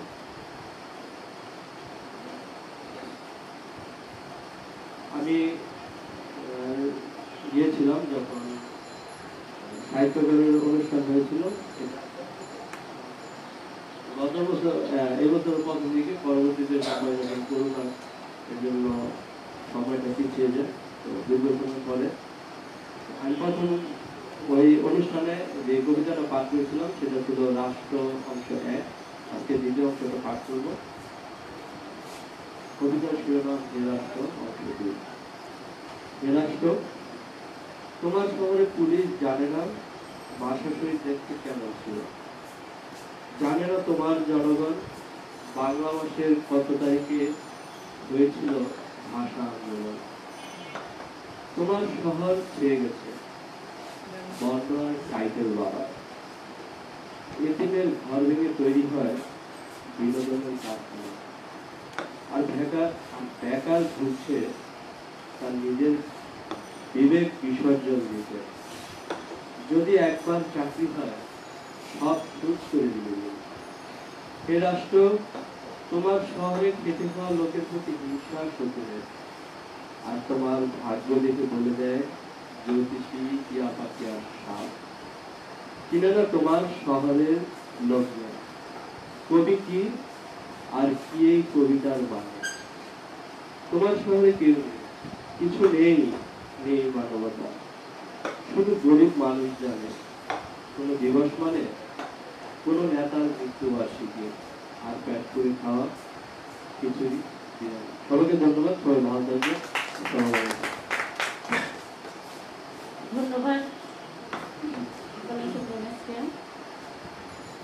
এবার লেখা শুনবো মোস্তফা কামাল সোহাগ ভাইয়ের কাছ থেকে। লেখা করবেন মোস্তফা কামাল সোহাগ ভাই।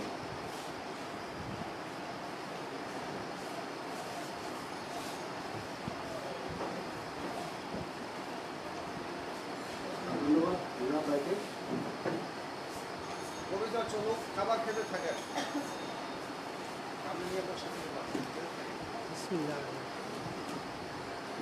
আমার লেখার শিরোনাম হিংসাটাকে দাও সরিয়ে বলছে কাল নন্দন, সব ভেদাভেদ ভুলে গিয়ে চাইলে কোথার বন্ধ। মারামারি কাটাকাটি এটা বানাও কাজ না, মিলেমিশে থাকো সবাই, বাজাও খুশি বাজনা। বাবা মাকে সেবা করো, গুরুজনকে ভক্তি, সফলতা আসবে কাজে, মনে পাবে শক্তি। ঝগড়া বিবাদ দূরে ফেলে সাথে রাখো কাজ, ভুলের মতো গর্জে জীবন, কেউ রবে না বাপ। ধন্যবাদ সবাই।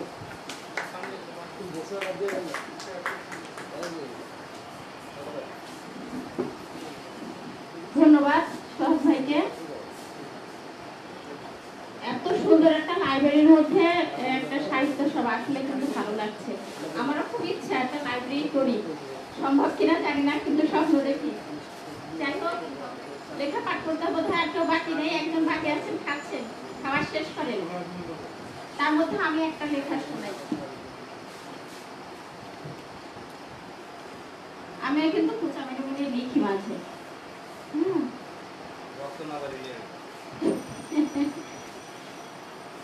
অবশ্য একজন প্রবীণ সাংবাদিক আছেন, আমার খুব ভালো বন্ধু, আমাকে ফোন দিয়ে বলেছেন, মীরাপা আপনি যে এই ধরনের লেখা লিখেন, আপনার ভয় লাগে না? আমি বললাম, বয়স যেহেতু 30 পার হয়ে গেছে, মরে যাওয়ার আর ভয় নেই।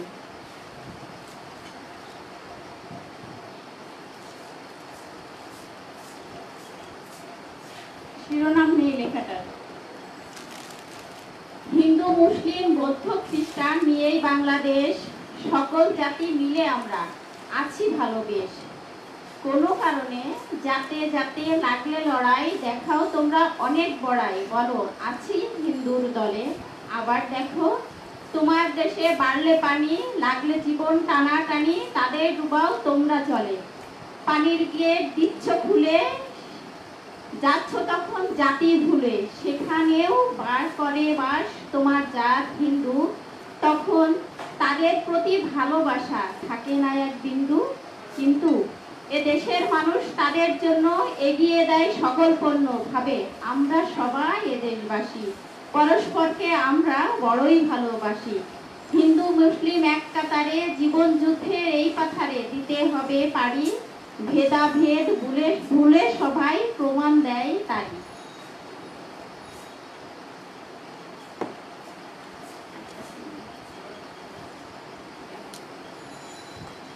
শেষ হয়েছে?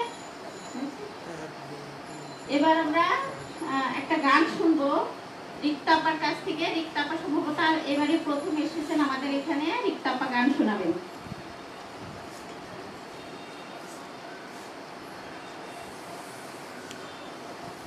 ধন্যবাদ নুরজাহান মীরাকে। আর প্রথমত আমি সবাইকে এখানে যারা শ্রদ্ধেয় কবি বিশিষ্ট ব্যক্তিত্ব যারা, সবাইকে আমি আমার পক্ষ থেকে সালাম জানাচ্ছি। আমি কুড়িগ্রাম থেকে এসেছি।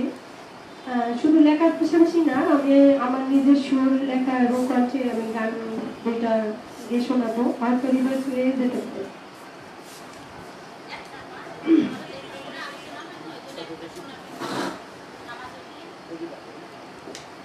কোথায় হারিয়ে গেল আমার প্রাণীর চারি সারি গান, কোথায় হারিয়ে গেল আমার প্রাণীর চারি সারি গান, কাঁদে আমার স্নেহ মায়া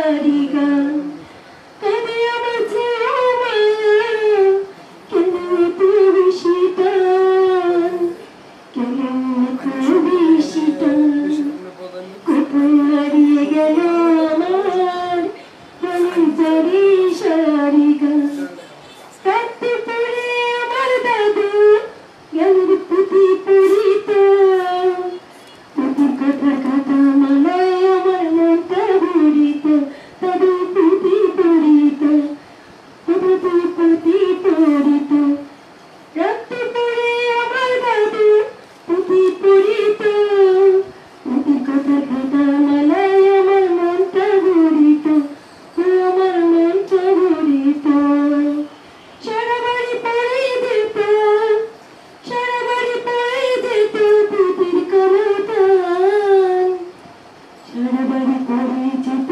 পুঁথির কলতান কোথায় হারিয়ে গেল আমার প্রাণের চারি সারি গান কোথায় হারিয়ে গেল আমার প্রাণের চারি সারি গান দেখি পাড়া দিয়া দাদি দেখি পাড়া দিয়া দাদি আমার গীত গাইত দেখি তালি দাদি নিচে ফিরে ফিরে চাইতো দাদি ফিরে ফিরে চাইতো দেখি পাড়া দিয়ে দাদি আমার গীত গাইত দেখি তালি দাদি নিচে ফিরে ফিরে চাইতো বারণ চলে গীতের সুরে বারণ চলে গীতের সুরে অন্তঃসুরের গান দাদি অন্তঃসুরের গান দাদি অন্তঃসুরের গান দাদি অন্তঃসুরের গান কোথায় হারিয়ে গেল আমার প্রাণের চারি সারি গান আমার প্রাণের চারি সারি গান তাই তো গান কোকিল গাছের কাছে কাছে ডালে ঘুরে ঘুরে রাস্তা সে নিজের শরীর তালে খুশি নিজের শরীর তালে উড়িয়া গেছে কোকিল উড়িয়া গেছে কোকিল করে না আর কবুতর করে না আর কবুতর কোথায় উড়িয়ে গেল আমার প্রাণের জারি সারি গান আমার জারি সারি গান হারালো জারি সারি হারালো জারি সারি হারালো না চন্দ্রিকে হারালো জারি সারি হারালো না চন্দ্রিকে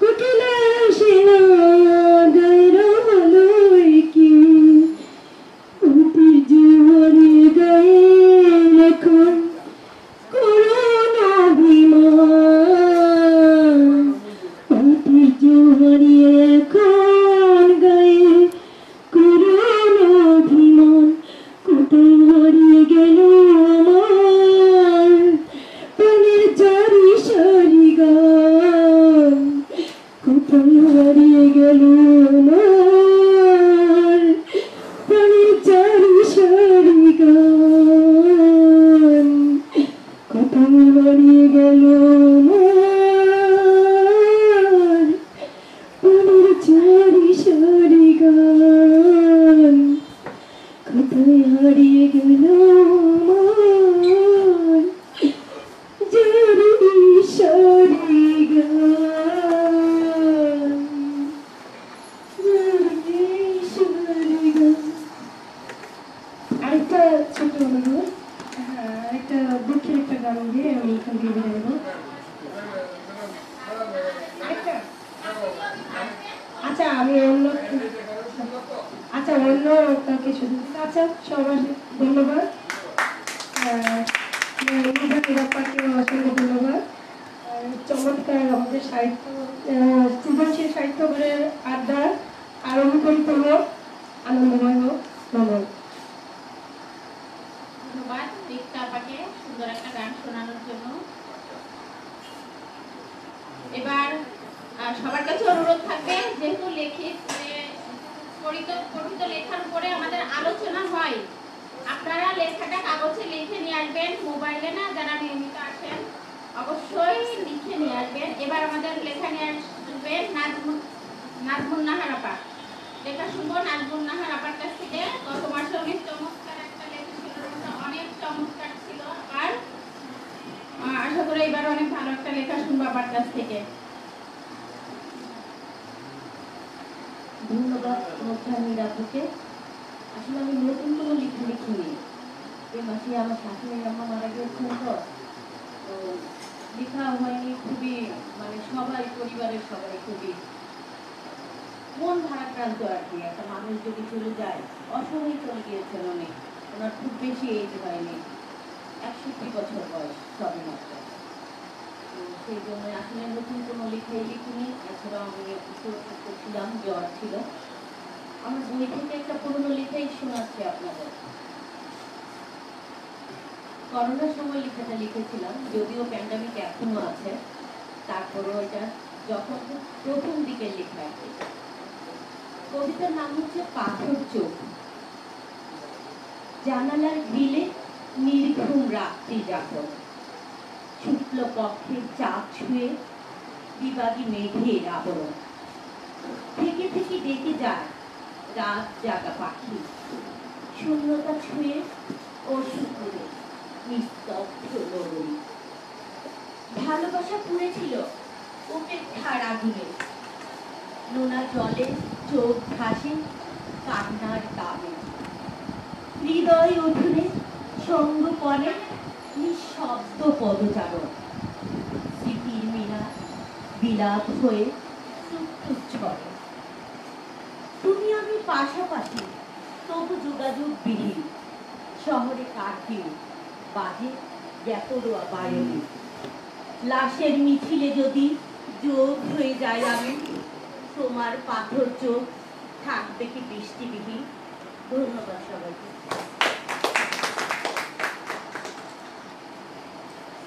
ধন্যবাদ নাজমুন নাহার আপাকে। মরার পরে কারো চোখ কেমন হলে এটা দেখতে চায় না, তাহলে কাঁচা বেঁচে থাকবে। তারপরও চাই বেঁচে থাকতে পারে। আমি যেহেতু দেখবো না, সেই চোখের খবর দরকার নেই। যা হোক দুনিয়াতে এক জনের ভাবনাটা হয়তো এক এক রকম, কেউ চায় তার জন্য দুটোটা চোখের জল পড়বে। এবার লেখা শুনবো সুমনা আফরিন নিভা আপা। লেখা নিয়ে আসবেন আমাদের মাঝে সুমনা আফরিন নিভা।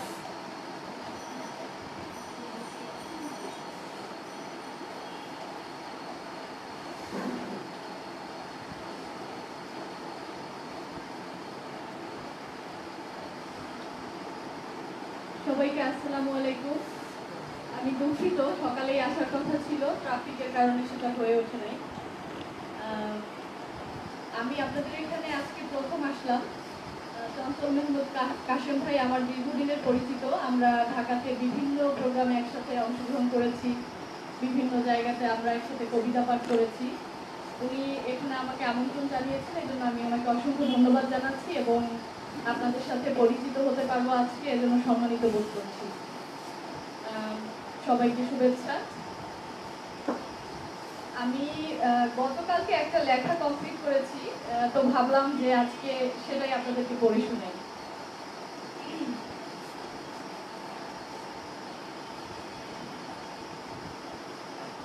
তুমি ছিলে শতাব্দী সেরা এক নায়ক প্রেমী, বড় কায়দা করে বেঁচেছিলাম তোমাতে। শক্ত মেরুদণ্ডওয়ালা ছিলে, ধরাকে সরাজ্ঞান করেও ধীর ও স্থির হয়ে চলতে। বর্তমান ছেড়ে অতীতে পালানো বা ভবিষ্যতের ফ্যান্টাসি তোমার নিতান্তই কম ছিল। তুমি ছিলে আমাদের সম্পর্কের আইন প্রণেতা, নিত্য নতুন ধারা আর পথ বাতলে দিতে। নতুনত্বে তোমার ছিল ভীষণ আগ্রহ। তুমি মানুষের উপরে বিশ্বাস হারিয়েছিলে, দরাজ গলায় বলতে, ভরসা কোনো তামাশার ব্যাপার নয়, জানো তো। সেই তুমি একগুঁয়েমি খেয়ালে সর্বত্র জি হুজুর আচরণ খুঁজে বেড়াতে। তোমার রাজত্বে আশ্চর্য হতেও তখন সাহস লাগতো। আমি অপেক্ষা করতে জানতাম, দাম্ভিকতার আয়ু যে বেশি দিনের নয় তাও বুঝতাম। শ্বাসতন্ত্র ঝাঁঝরা হয়ে গেলেও কিছু মানুষ ভাপা সৌন্দর্য নিয়ে বেঁচে থাকে, আমি তাদেরই একজন। একটা জিনিসই ভালো পারতাম, তোমার খেয়াল রাখা।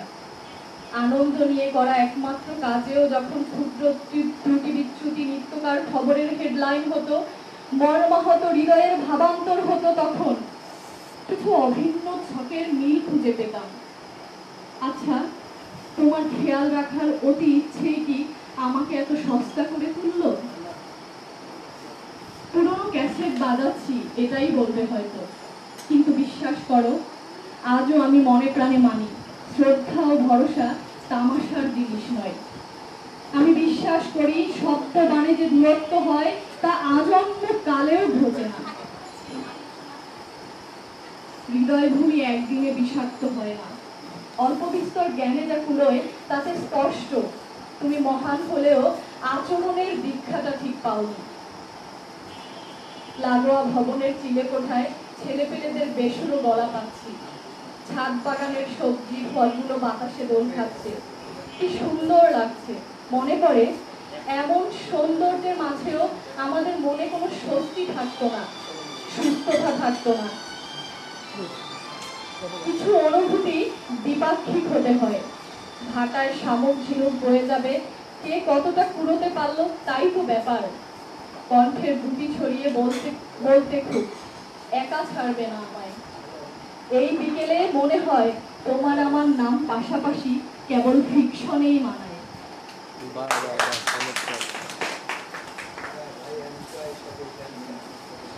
ধন্যবাদ এই সুন্দর কবিতার জন্য।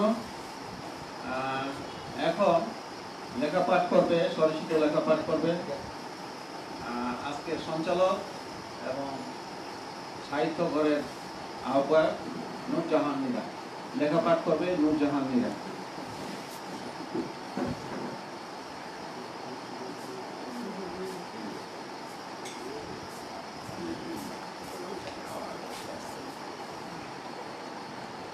আমার কবিতার শিরোনাম ক্যাবলাকান্ত।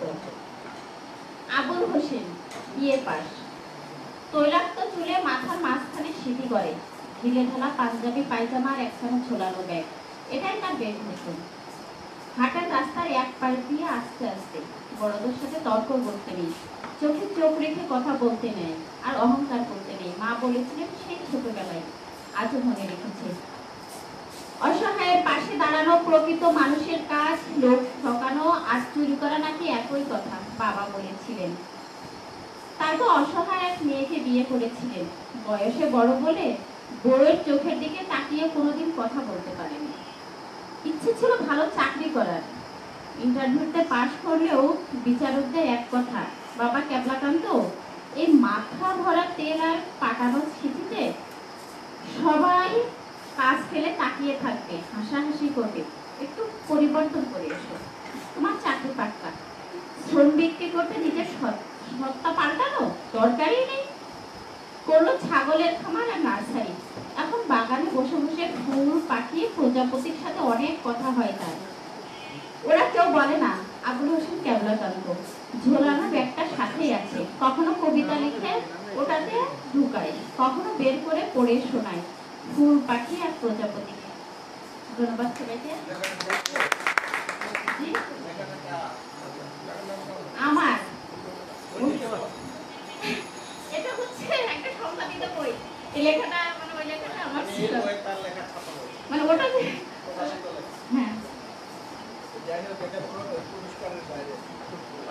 না আমার লেখা যেহেতু পুরস্কারের বাইরে, এই জন্য আমি মোবাইল থেকেও পড়তে পারি, বই থেকেও পড়তে পারি, কিন্তু আপনারা অবশ্যই নতুন লেখা আনবেন। পুরানো লেখা, যেমন পুরানো লেখা চঞ্চল ভাই পড়েছেন, আলোচনা করবো না, আলোচনা আমি করে দিলাম যে ওটা পুরানো লেখা, আলোচনা শেষ। এখন পঠিত লেখার উপরে হয়তো প্রধান আলোচক এমান মঞ্জু ভাই আর সার্বিক বিষয়ের আলোচনা করবেন আমাদের আমিনুল ইসলাম মামুন ভাই। এখন আমরা সরাসরি চলে যাচ্ছি আলোচনায়, এরপরে বক্তব্য শুনবো।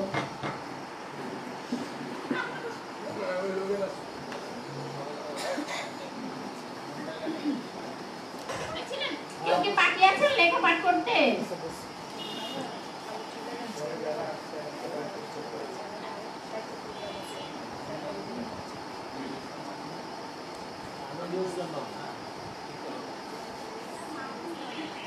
উপস্থিতি আজকে এই সাহিত্য আড্ডায় সাহিত্য সভায় যারা উপস্থিত হয়েছেন সবাইকে শুভেচ্ছা। চমৎকার একটি আয়োজন, সুন্দর একটি ভেন্যু। খুব বেশি কথা বলবো না,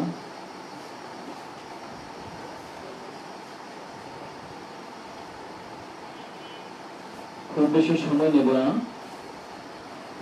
কারণ এখানে আমরা অনেকেই কথা বলেছি এবং আরো অনেকে বলবেন। আসলে যে কোনো সাহিত্য সবার মধ্যে সবার জন্য একই নিয়ম হওয়া উচিত। এখানে কিন্তু একাধিক নিয়ম, 3টি নিয়ম আমি লক্ষ্য করলাম, যেটি ঠিক নয়।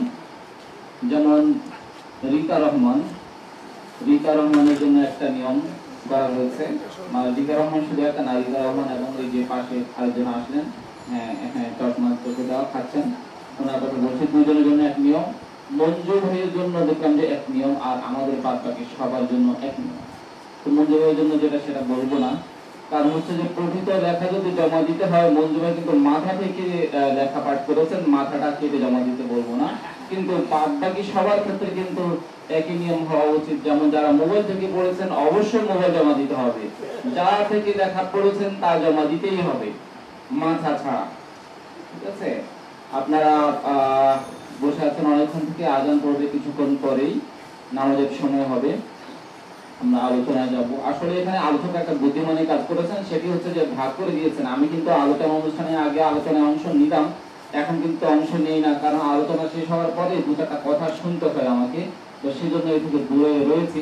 কিন্তু আজকে কিন্তু একটু আলোচনা করার সুযোগ হয়েছে এই কারণেই যে ওনারা ভাগ করে দিয়েছেন, যে মঞ্জু ভাইকে কিছু অংশ, আমাকে কিছু অংশ। আমি শুধুমাত্র ভালো চিত্র নিয়ে বলে আমি চলে যাবো, শেষ, বাদ বাকিটা মঞ্জু ভাইয়ের দায়িত্ব, আমি জানি না বাকিটা। এমন যদি নাকি দায়িত্ব পড়ে হয়তো ভালোই হয়। আলোচনায় আসছি, আলোচনা নয় আসলে, আমরা একটু কথাবার্তা বলা, অন্য কিছু নয়। যে লেখাটি আমার এখন হাতে আছে সেটি হচ্ছে মোহাম্মদ নুরুল ইসলাম বাদল, তার লেখা, শিরোনাম প্রলয়ে। শ্রাবণের বৃষ্টি পড়ে নিঝুম রাতে, বিরহে তীর জলে সূত্রঘাতে, কষ্ট যে জমা আছে এই বুকে, দিবানিশি কাজে একা দুঃখে। এখানে আপনারা একটু লক্ষ্য করবেন যে আগের যেই স্তবকটা এবং পরের স্তবকটা পড়ে গিয়েছে, পরের স্তবকটা দীর্ঘ কবিতার ক্ষেত্রে এগুলো মানায় এবং এগুলোকে সারিয়ে নেওয়া যায়, হঠাৎ করে উঠে যায়, ধরাম করে পড়ে যায়, কারণ সেটা কবিতা দীর্ঘ হওয়ার কারণে সেটাকে ম্যানেজ করে নেওয়া যায়। এখানে ছোট্ট কবিতার মধ্যে কিন্তু এটাকে খুব একটা আরো ছড়া, কবিতাও না আরো কিন্তু ছড়া, সেক্ষেত্রে এটাকে নেওয়া খুব কষ্ট। ইয়েখানা শ্রাবণে বৃষ্টি পড়ে নিঝুম রাতে, বিরহে দ্বীপ জলে সুপ্ত ঘাতে, কষ্টতে জমা আছে এই বুকে, দিবানিশি কাটে একা দুঃখে। আগের স্তবক এবং পরের স্তবক পড়তে গিয়ে একটু ধাক্কা খাওয়া লাগে, এই বিষয়ে ভাবতে হবে। এখানে লেখক যখন লিখেছেন তখন গুরু শব্দের গুরু অংশটাকে আলাদা করে দিয়েছেন। আসলে গুরু একত্রে হয় না আলাদা হয়, নি একত্রে হয়, এই বিষয়গুলোকে একটু খেয়াল রাখতে হবে। ধন্যবাদ লেখক মোহাম্মদ নুরুল ইসলাম বাদলকে।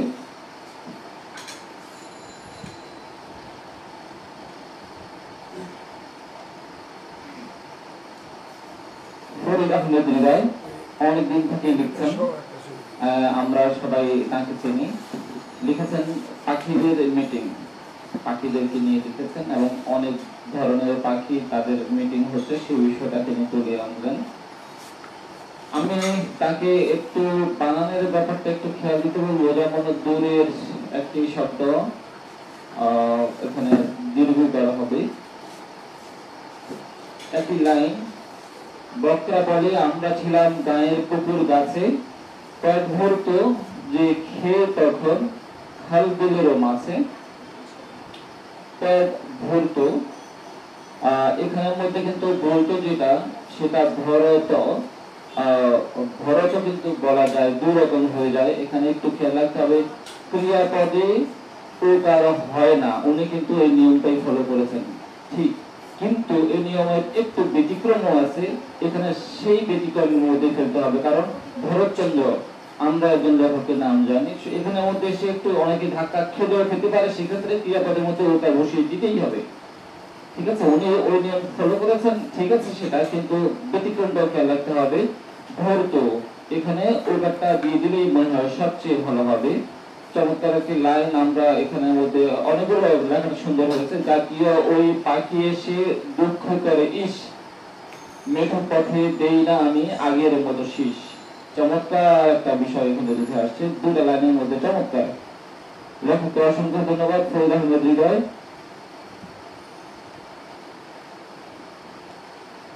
এরপরে লেখা আমিরুল ইসলাম মামুন, এটি নিয়ে আলোচনা হবে না, অন্য কেউ আলোচনা করবে, মানে মঞ্জুরি আলোচনা করতে পারেন।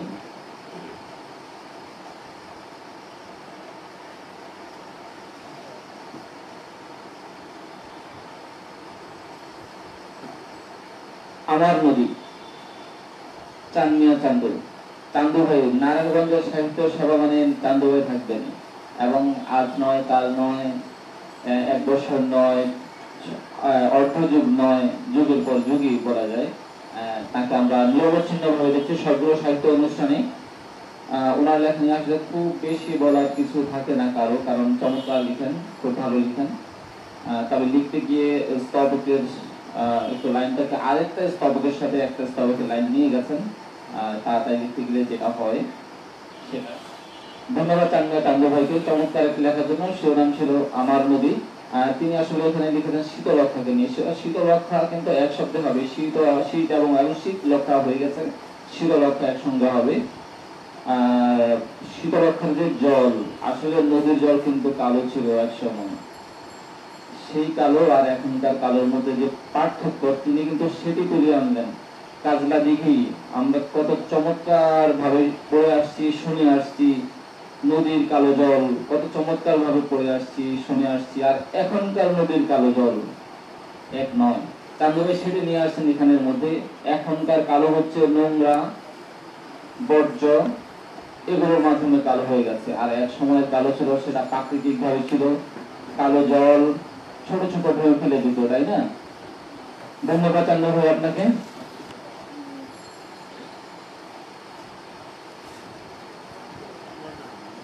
ইছামতি নদীর পাড়ে মোহাম্মদ বশিরউদ্দিন, তিনি নদীর পাড়ের সম্ভবত ওনার গ্রাম সেদিকেই, সেরকমই বোঝা যাচ্ছে। সেখানকার একটা চিত্র তিনি তুলে ধরেছেন। তবে উনি একটু পেছনের শব্দ ব্যবহারের ক্ষেত্রে একটু প্রাচীন শব্দ চলে আসছে, যেমন গাবো, গাবো আর অনেক আগে চলতো, এখন গাইবো, বিষয়টা এভাবে আনতে হবে। এরকম আরো দু একটা শব্দ আছে, একটু দেখতে হবে। সুন্দর লিখেছেন, চমৎকার ভাবে উঠে আসছে তার সেই অনুভূতি গ্রাম নিয়ে। ধন্যবাদ তাকে, মোহাম্মদ বশিরউদ্দিন আপনাকে।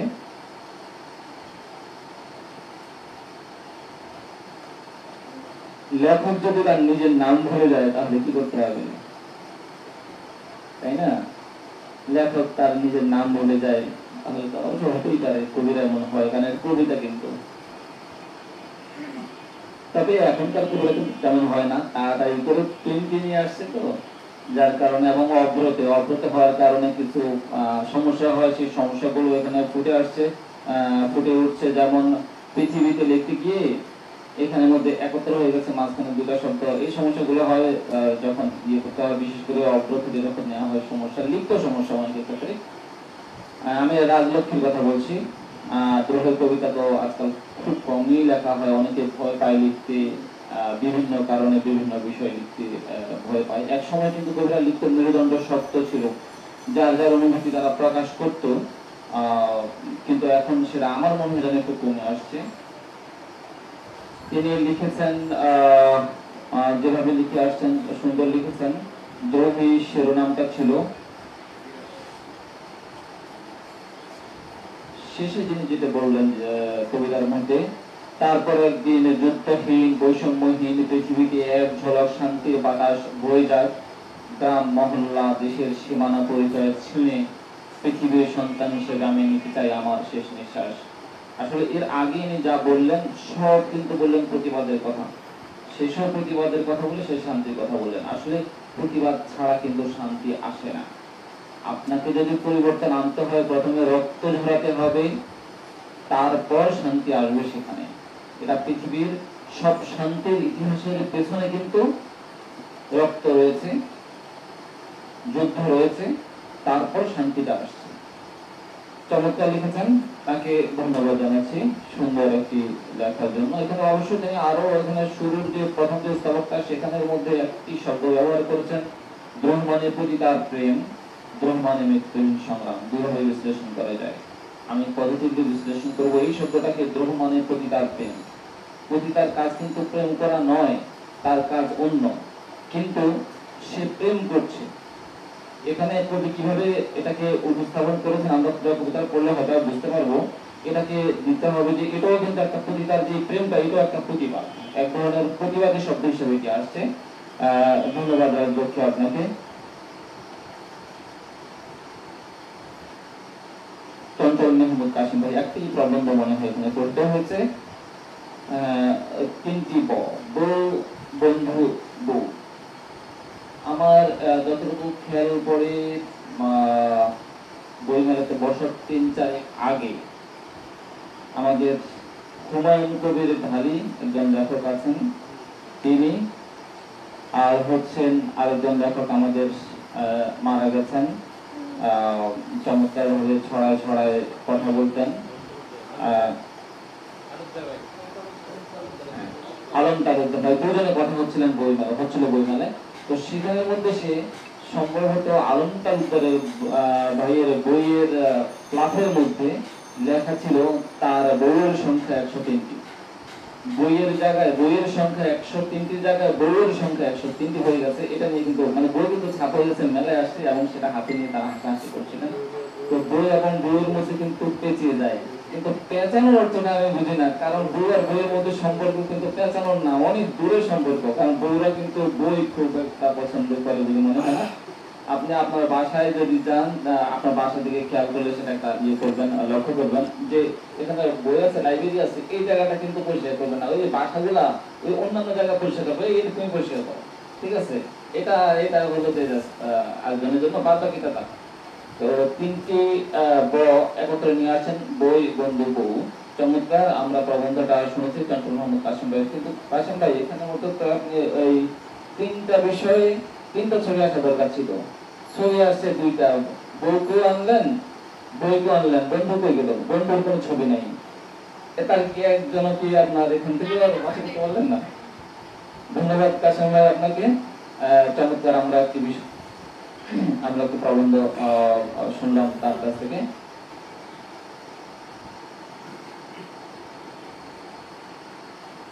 মেরা বন্ধু এই মাত্র গেল গতকাল। আমরা আশরাফ বিন্দু, তার কাছ থেকে আমরা এর আগেও যা লেখা পেয়েছি বেশিরভাগই ধর্মীয় ধরনের, এবং উনি ওনার লেভালস এবং লেখালেখি দুটোতেই তিনি সেটি মেনটেন করার চেষ্টা করেন। দেখো সব বিষয়ই লেখেন, কিন্তু তিনি ধর্মীয় বিষয়গুলো নিয়ে মোটামুটি লেখালেখি করেন।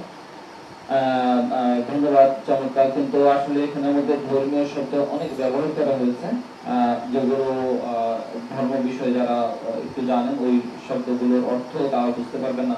অনেকে আমরা এগুলো সম্পর্কে অবগত নই, যেহেতু আমরা ধর্মীয় বিষয় নিয়ে খুব একটা নাড়াচাড়া করি না, তিনি আলোচনা করাটা একটু ব্যাপার। কিন্তু একটু বানানের দিকে খেয়াল রাখতে হবে। যেমন ওই দিয়া বললাম, ক্রিয়াপদের ব্যাপার অনেক কঠিন একটা বিষয়। আপনি যখন সারা জীবন একটা কাজ করে আসছেন একভাবে, এখন আরেকভাবে করতে যাওয়া, শুনে আসছেন এখনো একভাবে, সেই কাজটাকে লেখার সময় ভিন্ন ভাবে করে নেওয়া।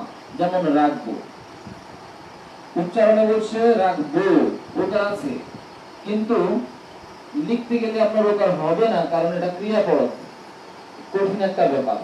এটা ওনার ক্ষেত্রে দেখলাম যে তিনি এখানেও নত হয়ে গেছেন, ওটা দিয়ে দিয়েছেন, এর কারণে এটা ক্রিয়াপদ, এখানে তিনি ওটা দিয়েছেন। এটি আমাদেরকে বর্জন করতে হবে। খুব কঠিন একটা কাজ, লোক সংগ্রহ করা যায় না। লিখতে গিয়ে আপনি জানার পরেও কিন্তু এটা অনেক সময় না মনে হয় যেন এটাই হবে। তো এটিকে আমাদেরকে একটু খেয়াল রাখতে হবে। ধন্যবাদ আশরাফ বিন্দু আপনাকে।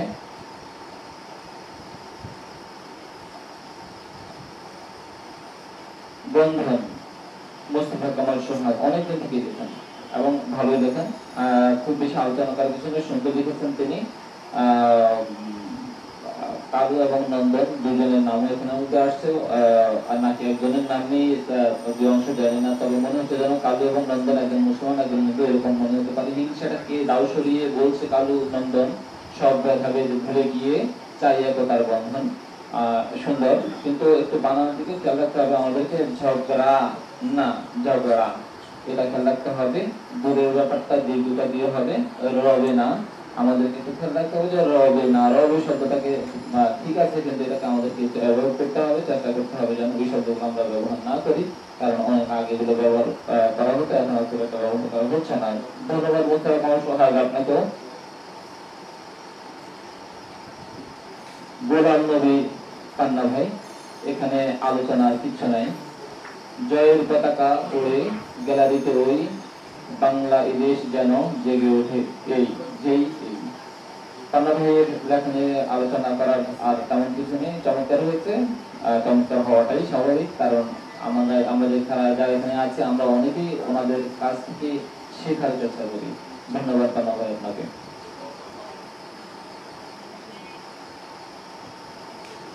এসএন শাহাবুদ্দিন, শাহাবুদ্দিন ভাই যেভাবে লিখলেন লেখাটা ছড়াটা, সেটি অনেকটা গানের আদলে, সেখানে মাত্রার ব্যাপারটা যদি আমরা দেখতে যাই বা আলোচনা করতে যাই তাহলে মনে হয় যেন আমাদেরকে জায়গায় জায়গায় একটু ঢাকা দিতে হবে মাত্রার ব্যাপারটায়, কিন্তু যখন আমরা গানের আদলে যখন এটাকে যাবো সেটা কিন্তু টেনে এটাকে অন্য সুর দিয়ে আমরা এটাকে ম্যানেজ করে নিতে পারি, এবং গানের ক্ষেত্রে তো সেটাই স্বাভাবিক, কিন্তু কবিতার ক্ষেত্রে যদি আমরা বলি তাহলে কিন্তু এটা একটু কঠিন ব্যাপার হয়ে যায়। আর শব্দ ব্যবহারের ক্ষেত্রে আমরা এখানের মধ্যে দেখলাম যে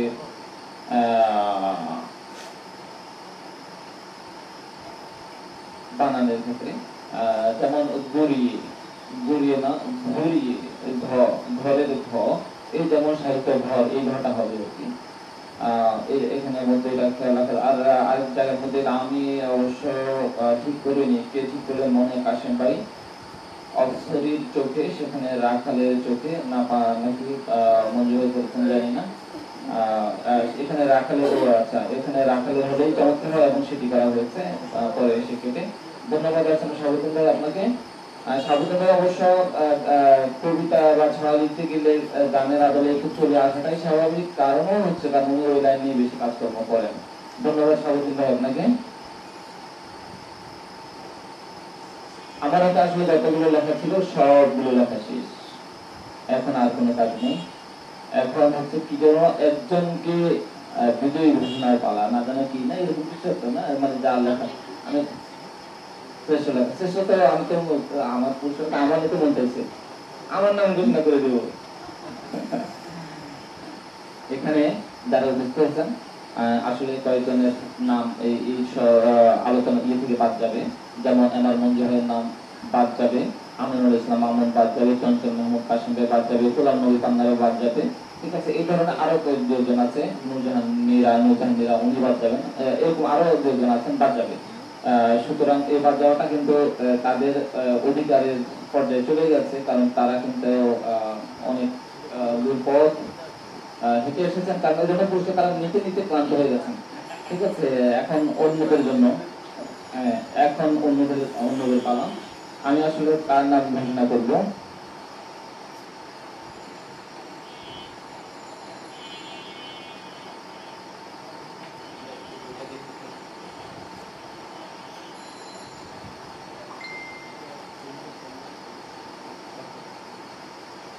আসলে সকল লেখা ভালো হয়েছে, কারো লেখা এখানের মধ্যে খুব বেশি ব্যতিক্রম হয় নাই, যেমনটা একজনে একভাবে লেখেন আরেকজনে আরেকভাবে লেখেন, সুতরাং ব্যতিক্রম তো হবেই, তাই না? সবাই তো একভাবে বলবে না, সবাই যদি একভাবে বলে তাহলে সবই এক হয়ে গেল, তারা আলাদা লোকের থেকে, তাহলে আমি আর আপনার মধ্যে পার্থক্য হলো, উনি আর ওনার মধ্যে পার্থক্য হলো, আসলে বিষয়টা হয়েছে তাই। এখন বলেছেন যে ওনারা একজনকে নাম ইয়ে করার জন্য, ঘোষণা করার জন্য, দুজন যদি করে তাহলে আগামী সময় যখন আসবে তখন বলবে যে না আপনি দুজনের নাম ঘোষণা করছেন, তিনজনের নাম ঘোষণা করেছেন, তাই আমাদের কাছে পুরস্কার ছিল একজনের আপনি ঘোষণা করছেন, দুজনে আমাদের চেষ্টা করেছেন, আমাদের 12টা 13টা বেজে গেছে, সুতরাং আমি একজনের নামই ঘোষণা করবো, ঠিক আছে। এখন বললে হবে না, আগে বললে আমি আগে ব্যবস্থা করতাম, ঠিক আছে।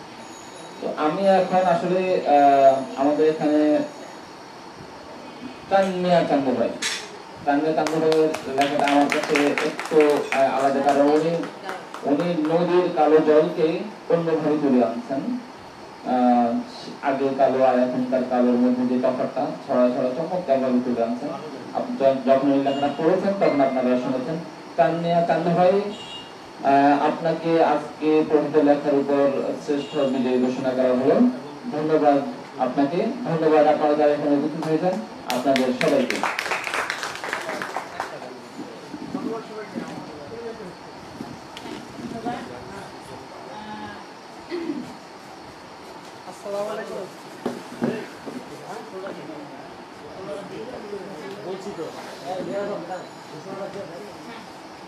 আমাদের কাছে আরেকটা ঘোষণা এসেছে। আগামী শুক্রবার 29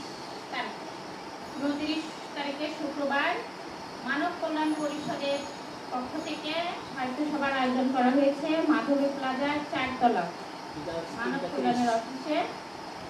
আপনারা যারা আগ্রহী আসবেন। বিকাল 4টা থেকে বিকাল 3টা বা 4টা কয়টায়? বিকাল 3:30 থেকে মাধবী প্লাজা 4 মাধবী প্লাজা চতুর্থ তলা। এবার আমরা কথিত লেখার উপরে প্রধান আলোচক হিসেবে মঞ্জু ভাই আমাদের কিছু আলোচনা শোনাবেন।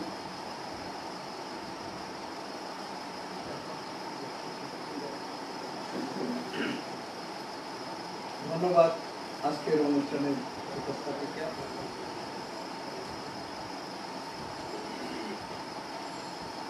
আমার জীবনেও আমি কোনো সাহিত্য সভায় কথিত লেখার উপর আলোচনা করি নাই। আজকে প্রথম আমি আলোচনা করার জন্য আমার আরেকটি কাজ, আমি কোনোদিন কোনো সভায় বাচ্চাদের হোক বড়দের হোক আমি কোথাও বিচারক মণ্ডলী হিসাবে আমি থাকি। তার কারণ যারা বিচারক মণ্ডলী অথবা প্রতিযোগিতার বিচারক থাকে তাদের এত কঠিন দায়িত্ব যে প্রথম দ্বিতীয় তৃতীয় অথবা শ্রেষ্ঠ করার যেই ক্ষমতা, সেই ক্ষমতা আমার নেই। একটি মাত্র কারণ, এখানে আজকে যারা এখানে লেখা পড়েছে এবং অন্য জায়গায় আমি যাদের বিচারক মণ্ডলীতে থাকি, যারা প্রত্যেকটা লেখকের লেখার বিষয়ের উপর আমার এত ভালো লাগে যে তারা বিভিন্ন বিষয়গুলি সুন্দর করে তারা কবিতার মাধ্যমে সাজিয়ে দিয়েছে। আজকেও আপনারা তাই। আমি মামুন আমার দায়িত্ব পালন করেছে, ম্যাক্সিমাম বেশিটা পুরোপুরি করেছে, যে প্রত্যেকটা লেখার উপরে সম্পূর্ণভাবে আলোচনা করেছে। এই জন্য আমি আমার সময়ও কম নিব, এই জন্য আমি তাকে ধন্যবাদ জানাই। খুব সুন্দর করে আলোচনা করেছে এবং এই আলোচনার বিষয়ে আপনাদেরকে বলবো যে আমার জীবনের একটি ঘটনা। চঞ্চল মেহমুদ কাসিম সাহিত্য যুগ নারায়ণগঞ্জ, সেখানে পাবলিক লাইব্রেরিতে এখন চুলকা আলী আহমদ চুলকা পাঠাতা, সেইখানে আমরা শিশু বিভাগে আমরা সাহিত্য যুগের সাহিত্য সভা, সেই সাহিত্য সভায় আসম শামসুল আরিফিন নামে একজন ভালো কবি ছিলেন। তিনি আমাদের আসম শামসুল, বন্ধ ছিল বাড়ি, এখনো আছে। তো উনি এত চুলছেরা বিশ্লেষণ করতেন এবং সুন্দর সুন্দরভাবে কবিতা, ছড়া, গল্প প্রত্যেকটা বিষয়ের উপর তার দখল আছে এবং সুন্দর করে, জানি না জীবিত আছে কিনা, যোগাযোগ নাই, কিন্তু সবার লেখা আলোচনা করতে। একদিন আমি নতুন লেখক, সেই 85 সনের ঘটনা, আমার একটা লেখা উনি শুনলেন। আমি তখন পদ্যও লিখি না, ছড়াও লিখি না, কি যে লিখি আমি নিজেই বুঝি না। তারপরেও আমি যখন আমার লেখা উনি এই গ্রামার, তার মতো বিভিন্ন গ্রামার, সাহিত্য, কারক ইত্যাদি সাবজেক্ট প্রেডিকেট এগুলি নিয়ে যখন আলোচনা শুরু করছে, আমার এত খারাপ লাগা শুরু করছে আমার কাছে। আমার লেখাটা একদম চুল ছেঁড়া দাদরা করে দিছে আমাকে, আমার খুব খারাপ লাগে। তারপরে আমি সেই সমালোচনা নিয়েই আমি আবার পরে আরেকটা পদ্য কবিতা লিখে নিয়ে আসি। কিন্তু তখন খারাপ লেগেছে, আমি নতুন লিখছি, আমাকে এতভাবে আঘাত করাটা সেই সমালোচকের ঠিক হয়নি আমি মনে করি। পরবর্তীতে আমি এখনো বিভিন্ন জায়গায় আমার লেখা ভুল থাকলে আমি সংশোধন করি। আমি মাঝে মাঝে লেখা লিখে আমি গোলাম নবী পান্নারে বলি, দেখেন তো পান্না আমার তো বয়স হয়ে গেছে, আমি তো এখন আলো জ্বালা হয়ে গেছে, এই জায়গাটা ঠিক আছে কিনা অথবা একটু ঠিক করতে হবে কিনা করেন। আমি আমার বয়সে ছোট জুনিয়র, তার কাছ থেকে একটা শব্দ যদি আমি শিখতে পারি এতে আমার লজ্জা কিসের? পরে আমার সেই ধারণা ভুল ধারণাটা ভাঙলো যে সমালোচকরা সমালোচনা করে ঠিকই করে, আমার ভালোর জন্য করে, আমি যেন একটা ভালো লেখা লিখতে পারি আমার কাছে যেন মানে আমি সেটাই বলবো। আজকে যারা এখানে লেখা লিখেছেন প্রত্যেকের লেখা সুন্দরভাবে আমি শুনছি এবং প্রত্যেকের লেখাই আমার কাছে ভালো লেগেছে। তবে হ্যাঁ, অনেকেই লিখেছেন, কেউ সাধু ভাষা চলিত ভাষা মিশিয়ে কবিতার 12টা বাজিয়ে, কেউ আবার পদ্য কবিতা লিখতে গিয়ে ছড়ার স্টাইলকে এনে পদ্য ছড়ায় মিলে দিয়ে। এই বিষয়গুলো একটু ভাবতে হবে। আমাদের 3টি ধারণার উপরেই থাকি আমরা, স্বরবৃত্ত, অক্ষরবৃত্ত, মাত্রাবৃত্ত। এই 3টে বৃত্তেই আমরা থাকি, লেখালেখি করি, কবিতা লিখি। অক্ষরবৃত্ত, মাত্রাবৃত্ত, স্বরবৃত্তের মধ্যে খুব কমই যায়, তবে ছড়াই লিখি আমরা বেশি স্বরবৃত্ত। তো কাজেই বৃত্তগুলি সম্পর্কে আপনারা যদি জানতে চান, আপনারা পড়লে নিজেরাও আরও নিজে থেকে উঠতে পারবেন। এবং কবিতার এই যে কবিতার স্কুল হয়েছে যে কোনো সাহিত্য সভা, যে সাহিত্য সভায় চুল ছিঁড়া বিশ্লেষণ হয় না, সেখানে কোনো সাহিত্য সভা হয় না, সেখানে শুধু লেখা পাঠ করা হয়। আমি ধন্যবাদ জানাই যে এই সংগঠনকে, নাম সংগঠনের সৃজনশীল সাহিত্য করে, এই সৃজনশীল সাহিত্য করে কর্মকার যারা আছেন এবং আমার বন্ধু চঞ্চলভান পাটেল, তিনি যেভাবে এই সংগঠনকে দিক নির্দেশনা দিয়ে যাচ্ছেন এবং এই সংগঠনের যে কাজগুলি হচ্ছে খুব সুন্দর হচ্ছে। আমি মনে করি একজন লেখক তৈরি করার পিছনে যে সমস্ত কাজগুলি থাকে এই সাহিত্য সংগঠনের সেই প্রক্রিয়া পদ্ধতিগতভাবে চলছে, যা নাকি আমরা যখন করেছি। আমি এটুকুই বলবো যে যত চিন্তাই করেন না কেন, যেমন আধুনিক কবিতা লিখবেন মনে করেন, একটা আধুনিক কবিতার সংজ্ঞা দিই। আপনি এই যে 16 পাতার দৈনিক পত্রিকা আছে না, এক এক পাতা থেকে এক একটা লাইন যদি নিয়ে নেন, সাজান সুন্দর করে একটা আধুনিক কবিতা হয়ে, সেখানে কোনো মাত্রার কোনো খবর নেই।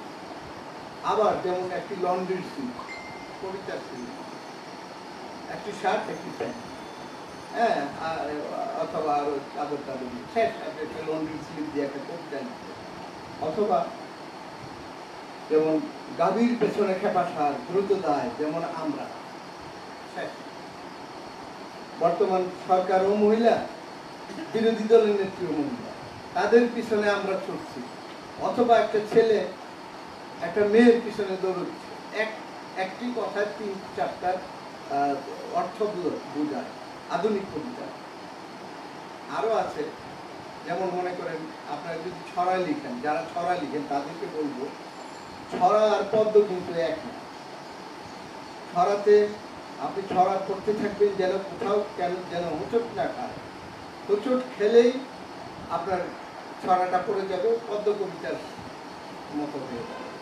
তারপরেও পদ্য কবিতাতেও মাত্রা আছে, সেখানে আমরা দেখি মাত্রা আছে, যেমন শিবখান তিনদার, তিনজন মাল্লা, চৌকুর দিনব দেয় দিন। আবার এখানে ছড়ার আবার ছন্দ চেঞ্জ হয়, পাঁচুপারি পাঁচুপারি, এখানে সংখ্যা বাড়ি, চাষিরে চিনি মেরে, চলে ঠেনে, পয়সা এনে, এই যে ইত্যাদি। এইভাবে আমরা লেখালেখি করব। যেমন আমি ভাইয়ের কথা বলবো, ভাইয়ের যে বয়স হয়েছে, এখন অনেকটা পড়লে ওনার মনে থাকবে না, যেমন আমার থাকে না। আমার তো মনে হয় 65-র উপরে আপনার না বয়স, হ্যাঁ 75 75 আর আপনি আবার 10 বছরের বড়, আমি মাত্র 75 বছরের 65। যাই হোক, আমারই মনে থাকে না, তা আপনার তো আরো মনে থাকার কথা। তারপরেও বলি, আমার বাপ-দাদারা কি করতেন? লেংটি পড়তেন। তারপরে তারা পরের প্রজন্ম এসে কি করতেন? তারা পাঞ্জাবি, ধুতি পাঞ্জাবি পড়তেন। তারপরের প্রজন্ম এসে কি করবো? লুঙ্গি ইত্যাদি পরা শুরু করবে, লুঙ্গি শাড়ি এগুলি পরা। তারপরের প্রজন্মরা এসে শার্ট প্যান্ট পরা শুরু করে। আর এখনকার প্রজন্মরা এসে কি করে? আপনার এই ফতুয়া, যা নাকি আমরা দেখি আগের যুগে জেলেরা পরে মাছ ধরতো, আর এখন কি সুন্দর সুন্দর ফতুয়া বের হয়েছে, ছেলেরাও পরে মেয়েরাও পরে, কি ডিজাইন দেখছেন তো। কাজে বাংলা ভাষায় এমন একটা জিনিস যে প্রতি যুগে যুগে লেখকরা চেঞ্জ করে করে, শব্দ তো একই আছে, সেই শব্দগুলোকে ভেঙে ভেঙে পরিবর্তন করে করে এই বাংলা সাহিত্যের মধ্যে আধুনিক কবিতার কাছে কবিরা এনেছেন। আমাদের জীবনানন্দ দাশ যেমন লিখেছেন, রবীন্দ্রনাথ এবং নজরুল যেভাবে লিখেছেন, এখন কিন্তু আমরা সেভাবে লিখি না, সেই ভাষাগুলি আমরা লিখি না। যেমন ঘোড়ায় চড়িয়া মর্দ হাঁটিয়া চলিল, আষাঢ় খাইল আবার করিল, আবার উঠিল আবার চলিল, এগুলো কিন্তু এখন আমরা লিখি না। আমরা কি লিখি? জেলাসিরা জেলাস করে করুক, লম্ব দিয়ে পা বাড়িয়ে গাড়ির নিচে করুক, জেলাসিরা জেলাস করে করুক, অগ্নিগিরি জ্বালামুখে ফট ঘুরিয়ে জলুকা করুকা। যেমন বলবো চঞ্চল মেমুন কাশিমের একটি লেখা, হাইরে টাকা, হাইরে টাকা বিষম টাকা তুই ছাড়া, বন্ধুপ্রিয়া ফাঁকি দিয়া যায় তারা। এই যে বাপ ডাকে না ফুলা পান, হাইরে টাকা বিষম টাকা, সেই পাশা পিছনে শুনছি, এখনো মাথার ব্রেনে আছে। আমাদের এই গানগুলো, আমাদের প্রজন্মরা এই কবিতাগুলি, ছড়াগুলি সামনের দিকে আরো উন্নত হবে। যেমন আমি একটি ছড়া বলি, আমার লেখা, আগের লেখা আর এখনকার লেখা ডিফারেন্ট। বৃষ্টি পড়ে মাটি বুকে স্বর্ণ জ্বরে, মেঘের রানী আসবে গড়, রানী ঘুরে একা একা, ময়ূর ডাকে কেকা কেকা, শিউলির কদম কেয়ার বনে, দেখা হলো রাজার সনে, মেঘের রানী আসবে, রাজা রানী আসবে গড়। এই যে আমরা ছড়ার ছন্দ, আমরা যে প্যাটার্ন কিভাবে পরিবর্তন করলাম। আমি তো পারতাম ঘোড়ায় চড়িয়া মর্দা হাঁটিয়া চলিল, অথবা নতুন নতুন পায়রাগুলোর জুটন বেঁধেছে, সেই সুরে আমি তুলেছি। আমি এটা ভাঙিয়া অন্যদিকে দিলাম। আমাদের বাচ্চারাও এখন সেইগুলি না, তারা আরো উন্নত, টেলিভিশন, মোবাইল, ফেসবুক ইত্যাদি দেখে থেকে তারা আরো উন্নত হচ্ছে। কাজে আপনার আমার